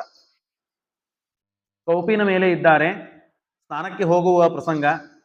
ಆ ಪ್ರಸಂಗದಲ್ಲಿ ಆ ಸುದ್ದಿಯನ್ನು ಕೇಳಿದ್ರು. ಆ ಚಂದ್ರಿಕಾ ಗ್ರಂಥಕ್ಕೆ ಖಂಡನ ಬಂದಿದೆ ಅಂತ ಗೊತ್ತಾಯ್ತು. ತೆಗೆದುಕೊಂಡು ಒಳಗಡೆ ಹೋಗಿದ್ದಾರೆ. ಯಾವಾಗ ಮುಂಜಾನೆ 10:11 ಸುಮಾರು ಪಾಠ ಮುಗಿಸಿ ಸ್ನಾನಕ್ಕೆ ಹೋಗಬೇಕು, ಪೂಜಾ ಮಾಡಬೇಕು ಅಂತ ಎದ್ದವರು ಸಾಯಂಕಾಲ 5 ಆದ್ರೂ ಬಾಗಿಲು ತೆಗೆದಿಲ್ಲ. ಏನ್ ಮಾಡ್ತಾ ಇದ್ದಾರೆ, ಪುಸ್ತಕ ತಗೊಂಡು ಹೋಗಿ ಗೊತ್ತಿಲ್ಲ. ಆಗ ಚಂಚೋಲ ಕೃಷ್ಣಾಚಾರು, ಮಳಗಿ ವೇದವ್ಯಾಸಾಚಾರು, ಆಗಿನ ಕಾಲ ಘನಘನಗನ ವಿದ್ವಾಂಸರು ಎಲ್ಲರನ್ನು ಕರೆಸಿದ್ರು. ಒಬ್ಬೊಬ್ರು 100 ಮಂದಿಗೆ ಪಾಠ ಹೇಳುವ ವಿದ್ವಾಂಸರು ಅವರೆಲ್ಲ. ಅವರಿಗೆ ಸತ್ಯಧ್ಯಾನ ತಯಾರು ಮಾಡಿದ್ರು. ಅದೊಂದು ಇತಿಹಾಸ ಇದೆ. ಆ ಯಾರು ಯಾಕಿಷ್ಟು ಬಾಗಲ ಹಾಡ್ಕೊಂಡು ಕೂತ್ರು ಅಂತಲ್ಲಿ ಕಾರಣ ಹೇಳ್ತೀನಿ. ಆ ಚಂದ್ರಿಕಾ ಖಂಡನಕ್ಕೆ ಮಂಡನ ಬರಿಬೇಕು ಅಂತ ಹೇಳಿ ಎಲ್ಲಾ ಗ್ರಂಥಕ್ಕೆ ಖಂಡನ ಯಾವ ವಿಷಯದಲ್ಲಿ ಇವರು ತಪ್ಪು ಬರೆದಿದ್ದಾರೆ ಅಂತ ಅನ್ನೋದನ್ನ ಹೇಳಿ ತಾವು ಸರಿಯಾಗಿ ಬರೆದು ಅದನ್ನ ಕೊಟ್ಟು ಕಳಿಸಿದ್ದಾರೆ. ಈಗ ನನಗೆ ಅಶೌಚ ಹೋಯಿತು ಅಂತ ಹೇಳಿದ್ರಂತವ್ರು. ಏನಂತಾರೆ ಇರೋ ಸತ್ಯಧ್ಯಾನರು ಗೊತ್ತಾಗ್ಲಿಲ್ಲ. ಅಂದ್ರೆ ಸನ್ಯಾಸಿಗಳಿಗೆ ಅಶೌಚ ಇರೋದಿಲ್ಲ. ಯಾವಾಗ ಅಶೌಚ ಬರ್ತದಂತಂದ್ರೆ ಶ್ರೀಮದಾಚಾರ್ಯ ಗ್ರಂಥಗಳಿಗೆ, ಟೀಕಾಕೃತ್ಪಾದರ ಗ್ರಂಥಗಳಿಗೆ ಅಪಪ್ರಚಾರ, ಅಪಭ್ರಷ್ಟ ಭಾಷಾ ಅಥವಾ ಏನೋ ಅಪದ ಸುಪದ ಇಲ್ಲದ ಸಲ್ಲದ ಮಾತುಗಳನ್ನ ಹೇಳಿ ತಾವು ಅಪವ್ಯಾಖ್ಯಾನ ಮಾಡಿದರು ಅಂತಂದ್ರೆ ಅಶೌಚ ಬಂದಂತೆ. ಅದು ಆ ಕಲಂಕವನ್ನ ತೆಗೆದು ಹಾಕದು ಹೊರತು ನನಗೆ ಶುದ್ಧಿ ಬರೋದಿಲ್ಲ ಅಂತ ಹೇಳಿ ತಾವು ಕೌಪೀನದ ಮೇಲೆ ಕೂತೆ ಹಾಗೆ ಗ್ರಂಥಗಳನ್ನ ಬರೆದು ತಾವು ಭೇದಪರಾಣಿ ಅಂತ ಹೇಳಿ ಭೇದಪರಾಣ್ಯವ ಖಲು ಬ್ರಹ್ಮಸೂತ್ರಾಣಿ ಅಂತ ಒಂದು ಗ್ರಂಥ ಬರೆದಿದ್ದಾರೆ. ಸಭಾಸಾರ ಸಂಗ್ರಹ. ಈ ಚಂದ್ರಿಕಾ ಗ್ರಂಥಕ್ಕೆ ಮಂಡನ ಅಂತ ಬರೆದಿದ್ದಾರೆ. ಸಭಾಸಂಗ್ರಹ, ಸಿವಿಲ್ ಸೂಟ್, ಭಾರಿ ಭಾರಿ ಗ್ರಂಥಗಳನ್ನು ಬರೆದಿದ್ದಾರೆ. ಅದನ್ನು ಬರೆದು ಆಗ ತಲುಪಿಸಿ ತಾವು ಸ್ನಾನಕ್ಕೆ ಹೋದಂತೆ. ಆಗ ಮುಂದೆ ಎಲ್ಲ ತಾವು ಮುಂದಿನ ಕಾರ್ಯಗಳನ್ನೆಲ್ಲ ಮಾಡಿದ್ರು. ಹೇಳುವ ತಾತ್ಪರ್ಯ, ಆ ಚಂದ್ರಿಕಾ, ವ್ಯಾಸತ್ರಯ ಮತ್ತು ನ್ಯಾಯಾಮೃತ ಈ ಗ್ರಂಥಗಳು ಬಹಳ ಕಠಿಣ. ಒಂದರ್ಥದಲ್ಲಿ ಸುಧಾದಕ್ಕಿಂತಲೂ ಕಠಿಣ ಅಂತ ಪ್ರಮಾದ ಪ್ರತೀತಿ. ಯಾಕೆಂದ್ರೆ ಸುಧಾದ ಮೇಲೆ ಬಂದಂತಹ ಗ್ರಂಥಗಳು. ಒಂದೊಂದು ಸುಧಾ ಪಂಕ್ತಿಗಳಿಗೆ ವ್ಯಾಸರಾಯರು ತಮ್ಮ ಅದ್ಭುತವಾದ ಪ್ರತಿಭೆಯಿಂದ ಅದಕ್ಕೆ ವ್ಯಾಖ್ಯಾನ ಬರೆದಿದ್ದಾರೆ. ತತ್ವಪ್ರಕಾಶಕ ಸುಧಾ ಗ್ರಂಥವನ್ನು ಇಟ್ಟುಕೊಂಡು ಅದರ ಮೇಲೆ ಬಂದಂತಹ ಕೋಟಿಕ್ರಮಗಳನ್ನ, ಚರ್ಚೆಗಳನ್ನ ಮಾಡ್ತಾ ಅದರ ಮೇಲೆ ವ್ಯಾಖ್ಯಾನಗಳನ್ನು ಮಾಡಿದಂತಹ ಗ್ರಂಥಗಳು. ಹಾಗಾಗಿ ಬಹಳ ಕಠಿಣ. ಕಠಿಣ ಅಂತಂದ ಮೇಲೆ ಅದನ್ನು ಓದ್ಲಿಕ್ಕೆ ಯಾರು ತಯಾರಾಗಲಿಲ್ಲ. ವ್ಯಾಸರಾಯರ ಗ್ರಂಥಗಳು ಯಾರು ಓದ್ತಾ ಇಲ್ಲ. ಅದ್ರ ಬಹಳ ಮಹತ್ವದ್ದು ಸಿದ್ಧಾಂತ ಹಾಗೆ ಉಳಿಬೇಕು. ಏನ್ ಮಾಡೋಣ? ಅದಕ್ಕೆ ಒಂದೇ ಆಗಿನ ಕಾಲದಲ್ಲಿ ಒಂದು ಸತ್ಯಧ್ಯಾನರು ಒಂದು ಪ್ರವಾದ ಹಡಿಸಿದ್ರು, ಒಂದು ಸುದ್ದಿಯನ್ನ ಮಾತನ್ನ ಎಬ್ಬಿಸಿದ್ರು ಎಲ್ಲ ಕಡೆ. ಯಾರು ವ್ಯಾಸತ್ರಯ ಗ್ರಂಥಗಳನ್ನ ಅಧ್ಯಯನ ಮಾಡ್ತಾರೋ ಅವರಿಗೆ ಸತ್ಯಧ್ಯಾನರು ಬಂಗಾರದ ಕಡಗ ಹಾಕ್ತಾರಂತೆ ಅಂದಾಗ ಅವಾಗ ಬಡತನ ಇರ್ತಿತ್ತು. ಈಗ ಬಂಗಾರ ಕಡಗ ಯಾರು ಹಾಕ್ತಾರೋ ಅವರಿಗೆ ಹಾಕಿ ಕಳಿಸ್ಬಿಡ್ತೀವಿ ನಾವು, ನಮಗೆ ಓದ್ಲಿಕ್ಕೆ ಹಂಗಾರೆ ಹೋಗಪ್ಪ ನೀನು. ಯಾಕಂದ್ರೆ ಈಗ ಎಲ್ಲರಿಗೂ ರೊಕ್ಕಿದೆ. ಆಗ ವಿದ್ಯೆ ಇತ್ತು, ಹಾಗಾಗಿ ಶ್ರೀ ಇದ್ದಿದ್ದಿಲ್ಲ, ಹಾಗಾಗಿ ಹಣ ಇದ್ದಿದ್ದಿಲ್ಲ, ಹಣಕ್ಕಾದ್ರೂ ಓದ್ತಾರೆ ಅಂತ ಅನ್ನುವ ಅಭಿಪ್ರಾಯದಿಂದ ತಾವೇನ್ ಮಾಡಿದ್ರು, ನಾವು ಮುಂದೆ ಅಂತ ಹೇಳಿ ಬಂದ್ರು ಎಷ್ಟೋ ಜನ. ಆದ್ರೆ ಬಹಳಷ್ಟು ಜನ ತಯಾರು ಮಾಡಿದ್ರು, ನೆನಪುಳ್ಳಿಲ್ಲ, ಅರ್ಥೇ ಆಗಲಿಲ್ಲ. ಕೆಲವು 4-6 ಮಂದಿ ಮಾತ್ರ ಅವಾಗ ಭಾರಿ ಘನ ವಿದ್ವಾಂಸರು ತಯಾರಾದ್ರು. ಅದರೊಳಗೆ 6 ಜನಕ್ಕೆ ಈಗೂ ನಾವು ಗ್ರಂಥದಲ್ಲಿ ಕಾಣ್ತೇವೆ. ಮಳಿಗೆ ಆಚಾರ್ಯ ಬರೆದಿದ್ದಾರೆ, ಸತ್ಯಧ್ಯಾನ ತೀರ್ಥರು ಅಂತ ಗ್ರಂಥ ಬರೆದಿದ್ದಾರೆ. ಆ ಗ್ರಂಥದಲ್ಲೆಲ್ಲ ನಾವು ಕೇಳಲಿಕ್ಕೆ ಸಿಗ್ತದೆ. ಬಂಗಾರದ ಕಡಗವನ್ನು ಹಾಕಿದ್ರಂತ 6 ಜನಕ್ಕೆ ಆಗಿನ ಕಾಲದಲ್ಲಿ. ಅಂದ್ರೆ ಜ್ಞಾನದ ಬಗ್ಗೆ ದೀಕ್ಷಾ ಎಷ್ಟಿದೆ. ಎಲ್ಲಾ ಮಾಡ್ತೀವಿ ಬರ್ರಿ ಅಂತಂದ್ರೆ ಪ್ರವಚನಕ್ಕೆ, ಪಾಠಕ್ಕೆ, ಅಥವಾ ಗುಡಿಗಳಿಗೆ ಅಥವಾ ಯಾತ್ರೆಗಳಿಗೆ ಎಷ್ಟು ಜನ ಬರ್ತಾರೆ? ಬಹಳ ಕಮ್ಮಿ. ಎಲ್ಲಾ ವ್ಯವಸ್ಥೆ ಇರ್ಬೇಕ್ರಿ, ಬಿಸಿನೀರು ಇರ್ಬೇಕು, ಹೋದಲ್ಲಿ AC ರೂಮ್ ಇರ್ಬೇಕು, ಬಿಸಿಲಲ್ಲಿ ಅವೆಲ್ಲ ಟ್ರೈನು ಎಲ್ಲ ನಿಮ್ದೇ ಜವಾಬ್ದಾರಿ, ಇಷ್ಟು ರೊಕ್ಕ ಕೊಡ್ತೇವೆ ಬರ್ತೀವಿ ಅಂತ ಅಂದಾಗ ಅವ್ರಿಗೆ ಕೆಲವೊಮ್ಮೆ ಹೋಗ್ಲಿಕ್ಕೆ ಆಗುದಿಲ್ಲ, ಏನೋ ಅನಾನುಕೂಲ ಬರ್ತದೆ. ನಾವು ಅನ್ಕೊಂಡಿದ್ದ ಮಾತ್ರ ರೊಕ್ಕ ಇದ್ದ ಮಾತ್ರಕ್ಕೆ ಆಗ್ತದಂತೂ ಇಲ್ಲ. ಅಂತದ್ದು ಕೇವಲ ಸತ್ಯಧ್ಯಾನದ ಸಂಕಲ್ಪದಿಂದ ದೇವರು ಎಲ್ಲವನ್ನೂ ಮಾಡ್ತಾ ಇದ್ದ. ಇದು ಬಹಳ ವಿಚಿತ್ರ. ಅನಂತ ಕೃಷ್ಣ ಶಾಸ್ತ್ರಿಗಳು ಅಂತ ಹೇಳಿ ಭಾರಿ ಘನ ವಿದ್ವಾಂಸರು. ಅವರು ಸತ್ಯಧ್ಯಾನದ ಹತ್ರ ಇವರಿಬ್ರು ಸನ್ಯಾಸಿಗಳು ನಮ್ಮ ಆಚಾರ್ಯರ ಬಹಳ ಚಿರಪರಿಚಿತರು, ಅವ್ರ ಜೊತೆ ವಾಕ್ಯಾರ್ಥವನ್ನು ಮಾಡಿದರು. ಯಾಕಂದ್ರೆ ಸತ್ಯಧ್ಯಾನರ ಕಾಲ ಕೊನಿ ಶಿಷ್ಯರು ನಮ್ಮ ದೊಡ್ಡಾಚಾರ್ಯರು. 60ನೇ ವಯಸ್ಸಕ್ಕೆ 55ನೇ ವಯಸ್ಸಕ್ಕೆ ಇವರೆಲ್ಲ BCom ಎಲ್ಲ ಕಳೆದುಕೊಂಡಾದ ಮೇಲೆ ಸತ್ಯಧ್ಯಾನದ ಹತ್ರ ಹೋದದ್ದು, ಪಾಠವನ್ನ ಕಲಿಬೇಕಂತ ಹೋದದ್ದು. ಆಗ ಕೇಳಿದ್ದು ಮಠದಲ್ಲಿ ಮಂದಿ ಏನು ಅಂತಂದ್ರೆ, ನೌಕರಿ ಸಿಕ್ಕಿಲ್ಲ ಅನ್ನಿಸ್ತದೆ, ಅದಕ್ಕೆ ಬಂದಿ ಏನು BCom ಮುಗಿಸ್ಕೊಂಡು ನೀನು ಅಂತ ಕೇಳಿದ್ರೆ, ಇಲ್ಲ ಸತ್ಯಧ್ಯಾನರು ಆಗಿನ ಕಾಲದಲ್ಲಿ ಭಾರಿ ಜ್ಞಾನದ ಮೂರ್ತಿಯಂತೆ ಎಲ್ಲ ಕಡೆಗೆ ಪ್ರತೀತಿ. ಹಾಗಾಗಿ ಅಂತ ಜ್ಞಾನಿಗಳಿದ್ದಾಗ ಅವ್ರ ಹತ್ರ ಪಾಠ ಕಲಿಲಿಕ್ಕೆ, ಉದ್ಧಾರ ಆಗ್ಲಿಕ್ಕೆ ಬಂದೀನಿ ಅಂತ ಹೇಳಿ ಕೊನೆಗೆ ಶಿಷ್ಯತ್ವವನ್ನು ವಹಿಸಿದ್ರು. ಆಗ ಅನಂತ ಕೃಷ್ಣ ಶಾಸ್ತ್ರಿಗಳು ಅನೇಕ ಬಾರಿ ಸತ್ಯಧ್ಯಾನ ಹತ್ರ ಬಂದು ವಾದ ಹಾಕಿ ಅವರಿಂದ ಎಲ್ಲ ಅನೇಕ ಸಾಮಾನ್ಯ ಏನಿದೆ, ಇವ ನಮ್ಮವಲ್ಲ, ಇವ ನಮ್ಮವನು, ಅವನು ಅಂತ ನಾವು ಹೀಗೆ ಬೇರೆ ಬೇರೆ ಮಾಡಿದ್ರೂ ಕೂಡ ಜ್ಞಾನದ ಸಮಯದಲ್ಲಿ ಮಾತ್ರ ಎಲ್ಲರೂ ನಮ್ಮವರೇ ಅಂತ ಭಾವಿಸ್ತಾ ಇದ್ರು ಸತ್ಯಧ್ಯಾನರು. ನೀ ಇದು ತಪ್ಪು ತಿಳಿದುಕೊಂಡಿ ಅಂತ ತಿಳುವಳಿಕೆ ಹೇಳ್ತಾ ಇದ್ರು, ಅವನಿಗೆ ಸಿಟ್ಟಿಗೆ ಬರೆಸ್ತಾ ಇದ್ದಿದ್ದಿಲ್ಲ, ಅಸಮಾಧಾನ ಮಾಡಿಸ್ತಿದ್ದಿಲ್ಲ. ಇದು ಭಾರಿ ಕಲೆ. ಇದು ನಿನ್ನ ಸಿದ್ಧಾಂತ ಹೀಗಿದೆ, ಸರಿಯಲ್ಲಪ್ಪ, ಹೀಗೆ ನೋಡು, ಇಷ್ಟು ಪ್ರಮಾಣಗಳಿವೆ, ಇಷ್ಟು ಆಗಮಗಳಿದೆ, ಇದನ್ನು ಹೊರತುಪಡಿಸಿ ಯಾರೋ ನಿಮಗೆ ಹೇಳಿದ್ದಾರೆ, ತಪ್ಪು ತಿಳಿದಿದ್ದಿ ಅಂತ ಹೇಳಿ ಅವ್ರಿಗೆ ಕನ್ವಿನ್ಸ್ ಮಾಡ್ತಿದ್ರು. ಅವ್ರಿಗೆ ತ್ರಾಸ ಆಗ್ತಿದ್ದಿಲ್ಲ. ಹೋಗಬೇಕಾದಾಗ ಕೈ ತುಂಬ ಗೋಡಂಬಿ, ಸಂಭಾವನೆ, ದ್ರಾಕ್ಷಿಗಳನ್ನು ಕೊಟ್ಟು ಕಳಿಸ್ತಿದ್ರು. ಅಂತ ವ್ಯಕ್ತಿಗಳಿಗೆ ಏನಾಗ್ತಿತ್ತು, ಹಾಗಾದ್ರೆ ಇವರು ಮಹಾಜ್ಞಾನಿಗಳು, ಉದಾರ ಮನಸ್ಸಿದ್ದವರು, ಇವರಿಗೆ ತಮ್ಮದೇ ಅಂತ ಇದ್ದಿದ್ದಿಲ್ಲ, ಒಟ್ಟಾರೆ ಜ್ಞಾನ ಇದು ಮತ್ತೆ ಸುಬದ್ಧವಾಗಿ ಒಳ್ಳೆ ರೀತಿಯಿಂದ ಇದ್ದರೆ ಸಾಕು ಅಂತನೂ ಸಮಾಜದಲ್ಲಿ ಕಳಕಳಿ ಮೂಡಿಸುವಂತ ಸ್ವಾಮಿಗಳು ಅಂತ ಆಗಿನ ಕಾಲದಲ್ಲಿ ಅವರಿಗೆ ಹೆಸರು ಬಂದ್ಬಿಟ್ಟಿತ್ತು. ಆಗ ಅನಂತ ಕೃಷ್ಣ ಶಾಸ್ತ್ರಿಗಳು ನಮ್ಮವರು ಅಲ್ಲದೆ ಇದ್ರು, ಅವರು ಬಂದು ಸತ್ಯಧ್ಯಾನರ ಹತ್ರ ವಾದಗಳನ್ನ ಹಾಕಿ ತಾವು ಸೋತರು ಅಂತ ಆಗ್ತಿದ್ದಿಲ್ಲ, ಆದ್ರೆ ಜ್ಞಾನವನ್ನು ಪಡ್ಕೊಂಡು ಹೋಗ್ತಿದ್ರು. ಹೀಗಿದ್ದಾಗ ಅವರು 18 ಬಾರಿ, ಹೇಗೆ ಜರಾಸಂಧ ಕೃಷ್ಣನ ಹತ್ರ ಬಂದು ಯುದ್ಧ ಆಡಿ ಹೋಗ್ತಾ ಇದ್ನೋ, 18 ಬಾರಿ ಸೋತ್ನೋ, ಹಾಗೆ 18 ಬಾರಿ ಬಂದು ಸೋತ್ ಹೋದವರು. ಅಷ್ಟಾದರೂ ನಾನು ಸೋತೇನೆ, ಅವ್ರು ನಮ್ಮವರಲ್ಲ ಅಂತನೂ ಅಲ್ಲ, ನಮ್ಮವರೇ ಅಂತನೂ ಭಾವನೆಯಿಂದ ಪಾಪ ಬರ್ತಿದ್ರು. ಅವ್ರ ಕಾಲ ಆದ ಮೇಲೆ ಮುಂಬೈದಲ್ಲಿ ಭಾರಿಯವರು, ತಮಿಳು ಬರ್ತಿತ್ತು, ತೆಲುಗು ಬರ್ತಿತ್ತು, ಕನ್ನಡ ಸರಿನೇ ಸರಿ, ಇಂಗ್ಲಿಷು, ಸಂಸ್ಕೃತ ಎಲ್ಲಾ ಭಾಷೆಗಳು ನಿರರ್ಗಳವಾಗಿ ಸಟನೆ ಅಂತ ಮಾತನಾಡೋರು, ಎಲ್ಲೂ ತೊದರುವುದಿಲ್ಲ, ಭಾರಿ ಸ್ಪಷ್ಟ ಉಚ್ಚಾರಣೆ ಅಂತ ಮಹಾ ವಿದ್ವಾಂಸರು. ಎಲ್ಲವನ್ನು ಅದ್ವೈತದಲ್ಲಿ ಭಾರಿ ಉತ್ತಮ ವಿದ್ವಾಂಸರು. ಅಂಥವರು ಒಂದು ದಿವಸ ನಮ್ಮ ಮಾಟಂಗ ಮನೆಯಲ್ಲಿ ಆಚಾರ್ಯರು ವಾಣಿವಿಹಾರ ವಿದ್ಯಾಲಯ ಅಂತ ಪ್ರತಿಷ್ಠಾಪನೆ ಮಾಡಿದ್ರು, ವಿದ್ಯಾಪೀಠ ಮೊದಲಿಗೆ. ಆ ಸಮಯದಲ್ಲಿ 7-8 ಮೆಟ್ಟಲ ಆದ ಮೇಲೆ ಒಳಗೆ ಮನೆ. ಬರಬೇಕಾದಾಗಲೇನೆ ಬಂದು ಅಹಂ ಬ್ರಹ್ಮಾಸ್ಮಿ ತತ್ವಮಸಿ ಅಂತ ವಾಕ್ಯಾರ್ಥ ಹಾಕ್ತಾನೆ. ಈಗ ಕೃಷ್ಣಾಚಾರ್ಯ ಪಾಚ್ಚಾಪುರ ಅಂತ ಕೇಳಿ, ಸತ್ಯಕಾಮರ ವಂಶಸ್ಥರು, ನಮ್ಮ ಆಚಾರ್ಯರ ತಾಯಿಯ ತಮ್ಮ, ಮಾಮ, ಕಿಟಮಾಮ ಅಂತ ನಾವು ಕರಿತೇವೆ. ಅವರೆಲ್ಲ ಕಥೆಗಳನ್ನ ಹೇಳ್ತಿದ್ರು. ನಮ್ಮ ಆಚಾರ್ಯರು ಇದು ನಾವು ಕೇಳಿದ್ದೇವೆ. ಸಣ್ಣವರಿದ್ದಾಗ ಅವರೆಲ್ಲ ಬರ್ತಿದ್ರು, ಅಹಂ ಬ್ರಹ್ಮಾಸ್ಮಿ ತತ್ವಮಸಿ ಅಂತ ವಾಕ್ಯಾರ್ಥ ಅಖಂಡ ಅದ್ವೈತದ ಬಗ್ಗೆ ಮಾತಾಡ್ತಿದ್ರು. ಕೊನೆಗೆ ಹೋಗ್ತಾ ಬರ್ತಾ ಇದ್ದಾಗ ಟೆನ್ಷನ್ ಇಂದ ಬರುದು, ಹೋಗ್ತಾ ಇದ್ದಾಗ ನಗ್ತಾ ನಗ್ತಾ ನಗ್ತಾ ಸಂತೋಷದಿಂದ ಹೋಗುದಂತ. ಏನ್ ಮಾಡ್ತಾ ಇದ್ರು ಅವ್ರೊಮ್ಮೆ ಬಂದ್ರು ಅಂದ್ರೆ ಆಯ್ತು, ಆಚಾರ್ಯ ಬಿಸಿ ಆಯ್ರು, ಇನ್ 4-5 ತಾಸು ಸಿಗುದಿಲ್ಲ ಯಾರಿಗೂ ಅಂತ ವಿದ್ಯಾರ್ಥಿಗಳಿಗೆ ಖುಷಿ. ತಾವ್ ಏನ್ ಬೇಕಾದ್ರೆ ಮಜಾ ಮಾಡ್ಬೋದು, ಆರಾಮ್ ತಿರುಗಾಡ್ಬೋದು ಅಂತ. ಅಂದ್ರೆ ಇಷ್ಟು ಏಕಾಗ್ರ ಚಿತ್ತದಿಂದ ವಾದ ಹಾಕಿ ಮಾಡ್ತಾ ಇದ್ರು ಸತ್ಯಧ್ಯಾನರ ಶಿಷ್ಯರಾದ ನಮ್ಮ ಆಚಾರ್ಯರು. ಯಾಕೆ ಇದನ್ನ ಹೇಳಿಕ್ ಬಂದೆ ಅಂದ್ರೆ, ಅವರು ಗುರುಗಳು ಕರಪತ್ರ ಸ್ವಾಮಿಗಳು ಅಂತಿದ್ರು. ಕರಪಾತ್ರ ಸ್ವಾಮಿಗಳು ಅಂತ ಭಾರಿ ಕಾಶಿ ಮಠದಲ್ಲಿ ಭಾರಿ ವಿದ್ವಾಂಸರು, 30-45 ಗ್ರಂಥಗಳನ್ನ ಬರೆದವರು. ವೇದಾರ್ಥ ಪರಿಜಾತ ಇತ್ಯಾದಿ ಅನೇಕ ಗ್ರಂಥಗಳನ್ನ ಬರೆದಿದ್ದಾರೆ ಕರಪತ್ರ ಸ್ವಾಮಿ. ಅವ್ರ ಕರಪತ್ರ ಸ್ವಾಮಿ ಅಂತ ಯಾಕೆ ಹೆಸರು ಬಂತು ಕೇಳಬೇಕು, ಬಹಳ ಮಜಾ ಮಜಾ ಕಥೆಗಳು.